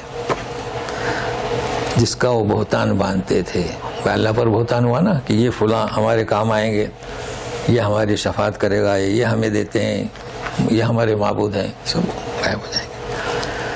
اب اس کا دوسرا پہلو شروع ہو رہا ہے, اس کا بھی پس منظر ہے. تو مطلب کتنے دو پس منظر ہوئے نا, اب یہ تیسرا. سنیے, آیت سنتے ہیں. وَمِنْهُمْ مَنْ يَسْتَمِعُ إِلَيْكَ وَجَعَلْنَا عَلَىٰ قُلُوبِهِمْ أَكِنَّةً أَنْ يَفْقَهُوهُ وَفِي آذَانِهِمْ وَقْرًا وَإِنْ يَرَوْا كُلَّ آيَةٍ لَا يُؤْمِنُوا بِهَا حتى إذا جاءوك يجادلونك يقول الذين كفروا إن هذا إلا أساطير الأولين. اب یہ آخری صفحے تک ہے اس کا رب. ہم ایک ایک آیت پڑھتے ہیں. اس کا پس منظر یہ ہے تاکہ آیت ہمیں سمجھ میں اچھی طرح. امیہ بن خلف اور ابی بن خلف، ہم مکہ میں ہیں، مدینہ نہ جائیں، کیونکہ مدینہ میں عبداللہ ابن ابی بن سلول، مدینہ کی بات نہیں، کیونکہ نام مشابہ ہو گیا نا، وہاں کی بات نہیں کر رہے، مکے کی بات کر رہے ہیں۔ ہاں نہیں، وہ سلول تو مدینہ والا، ہاں اس لیے تو وہ دو افراد ہیں، امیہ بن خلف اور ابی بن خلف، تو ابی وہاں بھی ہے نا، تو یہ دو، ابو جہل اور ابو سفیان، یہ دو، چار اور بھی ہیں مگر یہ دو اہم ہیں، اور بھی ایک وفد تھا، چار تھے۔ تو کیا چل رہا ہے؟ وَمِنْهُمْ مَن يَسْتَمِعُ إِلَيْكَ، تو یہ وفد جاتا تھا سننے کے لیے قرآن۔ تو ہم نے 4 نام بتائے، باقی اور بھی تھے، شیبہ تھا، ربیعہ تھا، مگر خاص یہ 4 کے نام تو کوشش کریں۔ تو سمیع نہیں ہے، وَمِنْهُمْ مَن يَسْتَمِعُ إِلَيْكَ، تو سمیع میں اور یستمیع فرق ہے، تا بڑھ گیا نا، ایسا کیسا؟ بھائی ہم کہتے ہیں سمیع اللہ لمن حمیدہ، اللہ تعالیٰ نے سن لیا، اور اللہ کا حکم وَإِذَا قُرِئَ الْقُرْآنُ فَاسْتَمِعُوا، ہے نا؟ ہاں، تو غور سے سنو۔ اب اللہ کے لیے ہم ایسا نہیں کہیں گے تو گناہ ہوگا، اللہ کیا سنتے نہیں، وہ تو خوب سننے والے ہیں۔ تو لوگ کان لگا کر سنتے تھے، یہ وفد جاتا تھا جب نبی کریم صلی اللہ علیہ وسلم پڑھتے تھے نا، وَمِنْهُمْ مَن يَسْتَمِعُ إِلَيْكَ، سنتے تھے۔ اب یہ کیا سنتے تھے؟ سمیع اللہ والا نہیں سنتے تھے، کسی کے لیے سنتے تھے، کسی مقصد کے خاطر، تنقیدی سننا، یہ معنی بھی اس کے، تو فرق ہے، یاد رکھیے گا۔ چلو قصہ بتا دوں پہلے پورا۔ اب جب سنتے تھے تو یہ جو نام بتائے نا، ابی بن، یہ 2 بھائی تھے، یہ کہتے تھے کہ ما ھذا الا اساطیر الاولین، یہ کیا کہہ رہا ہے محمد صلی اللہ علیہ وسلم؟ تو دیکھیں نیچے آ رہا ہے وہ ان ھذا الا اساطیر الاولین، اسی آیت میں ہے نا۔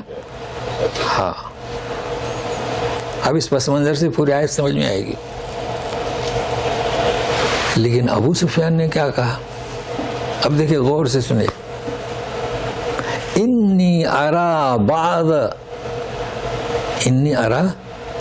یعنی جو پڑھ رہے ہیں، بعد قولا حقا، کون کہہ رہا ہے؟ ابو سفیان کہہ رہا ہے کہ میں تو ابھی تو اس وقت مکے کی بات ہے اس لیے کہہ رہا ہے، یا کہہ رہے ہیں، کوئی فرق نہیں پڑتا ہے، کہ میں تو جو انہوں نے کہہ دیا اساطیر الاولین، ابو سفیان کہہ رہے ہیں کہ میں تو اس کی بعض باتوں کو حق سمجھ رہا ہوں۔ حق یعنی کہ حق کا اور سچا۔ ابو جہل کیا کہتا ہے؟ لا نقرؤ ھذا ابدا، ہم ہرگز نہیں پڑھیں گے۔ ہوا بس یہ بیان ہو رہا ہے، تو سنیے، اور پھر آخر میں اس کا نتیجہ، وَجَعَلْنَا عَلَىٰ قُلُوبِهِمْ أَكِنَّةً أَن يَفْقَهُوهُ، ڈاٹ، پردہ، اکنہ، کیونکہ وہ آئے تھے تنقیدی سننے کے لیے، تو کہاں سے سمجھیں گے؟ دوسرے کے لیے آئے تھے نا، سمجھنے سے پردہ لگا دیا۔ وفی آذانہم، اور کانوں میں بوجھ، اب کانوں میں کسی کو بوجھ ہو تو سنے گا کیسے؟ تو 2 چیزیں، اور سنیے وَإِن يَرَوْا كُلَّ آیَةٍ، اور اگر اور بھی ساری نشانیاں یہ دیکھ لیں، لا یؤمنوا بها، کیوں؟ تو یہ خود کے لیے سنتے ہی نہیں تھے،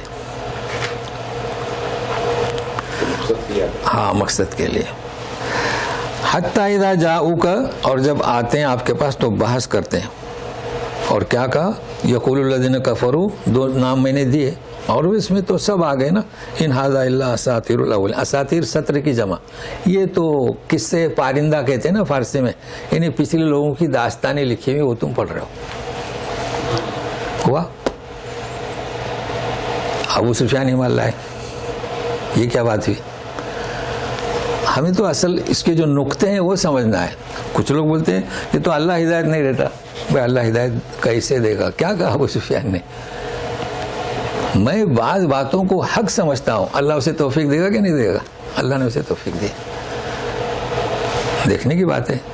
جنگ بدر میں شریک تھے، پہلی جنگ نا، احد میں شریک تھے، مطلب ہے کہ اپوزٹ، جنگ بدر سے مراد ایسا نہیں سمجھنا کہ وہ تو اسلام لائے تھے فتح مکہ کے بعد نا، یہ تو کچھ غلط مفہوم بھی نکالتے ہیں۔ جنگ بدر میں مشرکین کے ساتھ فتح مکہ پر ایمان لائے، لیکن یہاں نقطہ کیا ہے کہ ان کے اندر سنجیدگی تھی، حق کو حق، سچ کو سچ۔ تو یہ جس میں صفت پائی جاتی ہے تو اس کا مطلب ہے کہ وہ ضد نہیں کر رہے تھے، سمجھے نا, ضد نہیں کر رہے تھے. اور رملہ بنت ایک لفظ نہیں کہا کہ تم جو ہے واپس آ جاؤ, تم اس ایمان لایا اس کے ساتھ مت جاؤ, اس میں بھی انہوں نے مداخلت نہیں کی. شادی اور چیز ہے اور رسول جو دعوت دے رہا ہے وہ اور چیز ہے. تو یہاں نقطہ نوٹ کر لیں کہ ہدایت کسے ملتی ہے؟ جس میں تھوڑی بھی رمق, تھوڑی بھی چنگاری حق کو سننے کی ہو. جب ایک بات ان کے حق سمجھ میں آئی, انہوں نے صاف کہہ دیا کہ میں تو بات چیزوں کو حق پاتا ہوں. اور بھی کئی ان کے فضائل میں مناقب میں قصے ہیں. اچھا, اب مزید سنیے. وَهُمْ يَنْهَوْنَ عَنْهُ وَيَنْأَوْنَ عَنْهُ وَإِنْ يُهْلِكُونَ إِلَّا أَنفُسَهُمْ وَمَا يَشْعُرُونَ. اچھا, یہ کیا کرتے ہیں؟ انہی کی بات ہو رہی ہے. يَنْهَوْنَ عَنْهُ, امر بالمعروف نہی عن المنکر, دوسروں کو روکنا. لیکن اس کے ساتھ وَيَنْأَوْنَ آیا ہے, تو دوسروں کو انہوں نے روکا. جیسے کہ ابو سفیان کو بھی روک رہے تھے نا کہ لا نکرہ جی. تو وین اون کا ترجمہ کہاں سے لائیں گے؟ سورہ فصلت. سورہ فصلت میں جائیے 51 آیت میں دیکھیے. وَإِذَا أَنْعَمْنَا عَلَى الْإِنسَانِ أَعْرَضَ وَنَأَى بِجَانِبِهِ. وَنَأَى تو یاد رہے گا, ہم جب انعام سے نوازتے ہیں تو وہ ہٹ جاتا ہے پہلو پر. اللہ ہم تو ان نعمتوں سے نواز رہے ہیں, روگردانی کرتا ہے. وہ نہ آ بجانبی, یعنی ہٹ جاتا ہے ایک اپنے پہلو پر, یعنی بے رخی اختیار کرتا ہے. تو وہ ین اونا خود رکتے ہیں. تو بہت فرق ہے. ین اونا دوسرے کو روکتے ہیں, دوسروں کو. ین اونا خود بھی رکتے ہیں. تو ابو جہل خود بھی روکا, ابو سفیان کو بھی روکنے کی کوشش کر رہا تھا. اور یہ دونوں جن کا نام لیا تھا میں نے بھائی, ابن خلف, خود بھی رکے اور دوسروں کو بھی روکنے کی کوشش کی. تو یہ میں نے آپ کو اس کے معنی تاکہ آپ بھولیں نہیں. وَيَنْ أَوْنَا وَيُهْلِكُونَ إِلَّا أَنفُسَهُمْ. لیکن وہ جو روکتے ہیں اور جو رکتے ہیں اپنے آپ کو ہلاکت میں ڈال رہے ہیں. تو ابو سفیان نے ایک لفظ نہیں کہا تھا کہ اساطیر, خالی سنا. جب بولا تو بول پڑے کہ بات چیزیں حق ہیں, اتنا کافی تھا. وما یشرون, اس کا احساس نہیں. اچھا, اب چلیے دوسری مجلس, ابھی وہ تو باقی ہے. یعنی ایک مجلس کون سی؟ انکار. اور ایک مجلس کون سی؟ قبول. تو سنیے گا. وَلَوْ تَرَى إِذْ وُقِفُوا عَلَى النَّارِ فَقَالُوا يَا لَيْتَنَا نُرَدُّ وَلَا نُكَذِّبَ بِآيَاتِ رَبِّنَا وَنَكُونَ مِنَ الْمُؤْمِنِينَ. کاش کہ آپ دیکھو اے رسول. ایک منظر تو ہو گیا, پوچھا کہ اپنے شریک لاؤ, انکار کر دیا. اب دوسرا وقفو, جب انہیں کھڑا کیا جائے گا کہاں؟ دوزخ کے پاس, جہنم میں نہیں. وہ تو حساب کتاب ہو رہا تھا, انکار کر دیا. اب دوزخ کے دروازے کے علی النار. اور فقالو, اب جب دیکھیں گے تو بولیں گے یا لیتنا نردو, ہو فبصرک الیوم حدید, آنکھیں کھل جائیں گی, پردہ ہٹ جائے گا. تو بولیں گے کاش کہ ہمیں لوٹایا جائے. تو اعتراف ہوا نا, اس مجلس میں اعتراف ہوا. جیسے ابن عباس فرماتے ہیں کہ ایک انکار کی مجلس, دوسری اعتراف. ولا نکذب بآیات ربنا, اور اپنے رب کی آیتوں کو ہم جھٹلائیں گے نہیں. وَنَكُونَ مِنَ الْمُؤْمِنِينَ, ہم مومنین میں سے ہو جائیں گے. تو یہ تفسیر ابن عباس یعنی کچھ چیزیں ان کی تفسیر کو کھل کر پیش کرتی ہیں, سمجھ میں آتا ہے. نہیں تو ہم تو یہی سمجھتے ہیں کہ انکار ہی کریں گے, نہیں اعتراف بھی کریں گے. اب اس آیت میں ہمیں کیا سمجھنا ہے سنیے. اِذْ وُقِفُوا, دیکھو ایک ہوتا ہے وقف. وقف کے معنی رکنا, وقف. ایک ہوتا ہے وقوف. وقوف اردو میں شمار بہت بولا جاتا ہے, مگر وقوف نے آگے بے لگاتے ہیں, بے وقوف ہے نا. تو وقوف اور ہے, اور ایک ہوتا ہے وقوف عرفہ. اس لیے میں کیا وقوف نہیں, شروع سے چلتے ہیں. وقوف منا, الیوم وقوف منا. دیکھو وقوف اور وقوف فرق ہوا. وقوف منا, پھر کیا ہوتا ہے وقوف عرفہ, پھر کیا ہوتا ہے وقوف نہیں مبیت مزدلفہ کیونکہ رات کو سونا ہے نا پھر وقوف ہے مینا تو وقوف میں بڑا فرق ہوا وقوف یعنی واقفیت تو ہمارے یہاں واقفیت کے لیے استعمال نہیں ہوتا ہے عربی میں ہے واقف یہ انا واقف ہمارے یہاں کیا اس کے اپوزٹ کے لیے بے وقوف جی ہاں واقف نہیں ہے اب یہاں پر ہم وقوف نہیں کہیں گے یہ جو ابن عباس نے فرمایا کہ موقف بھائی یہاں تو ایک مواقف ہے ایک تو انسان کا اپنا کیا موقف ہے چونکہ وقوف اب اپنے ارادے سے جاتے ہیں چند دن کے لیے لیکن یہ قیامت میں ان کا موقف انہیں وہاں روکا جائے گا تو یہ فرق ہے تو بہرحال یہ چیزیں میں نے بتلا دی آپ کو ابھی ہمارے پاس تو اسی پر کفایت کرتے ہیں ہو گیا 1.5 صفحہ تو آگے اس کو ملائیں گے بہرحال آج ہم نے کوشش کی آپ کو کیا کہتے ہیں کہ تفسیر جو ہم نے اپنا عباس کی اختیار کی چونکہ مجھے بہت ساری تفسیریں ہیں لیکن جو آسان ہوتی ہے اسے میں اختیار کرتا ہوں اور یہ کہ صفات پر انہیں کافی زور دیا ہوں تو اللہ تعالی ہمیں اور آپ کو اس کا اجر دے اور ہمارے ذہن کو کھول دے اور ہمیں بھی ہر کام میں جو ہے حق بات کی ہدایت دے اعوذ باللہ من الشیطان الرجیم ولو ترى اذ وقفوا على النار فقالوا يا ليتنا نرد ولا نكذب بآيات ربنا ونكون من المؤمنين سبحانک اللہم و بحمدک اشہد ان لا الہ الا انت استغفرک و اتوب الیک کافی تفسیر سے بتایا ہوں انشاءاللہ اب یہ کہ کچھ سوال ہے تو رکیں ورنہ پھر آئندہ ملتے ہیں جمعہ کو انشاءاللہ جی سبحانک اللہم و بحمدک اشہد ان لا الہ الا انت استغفرک و اتوب الیک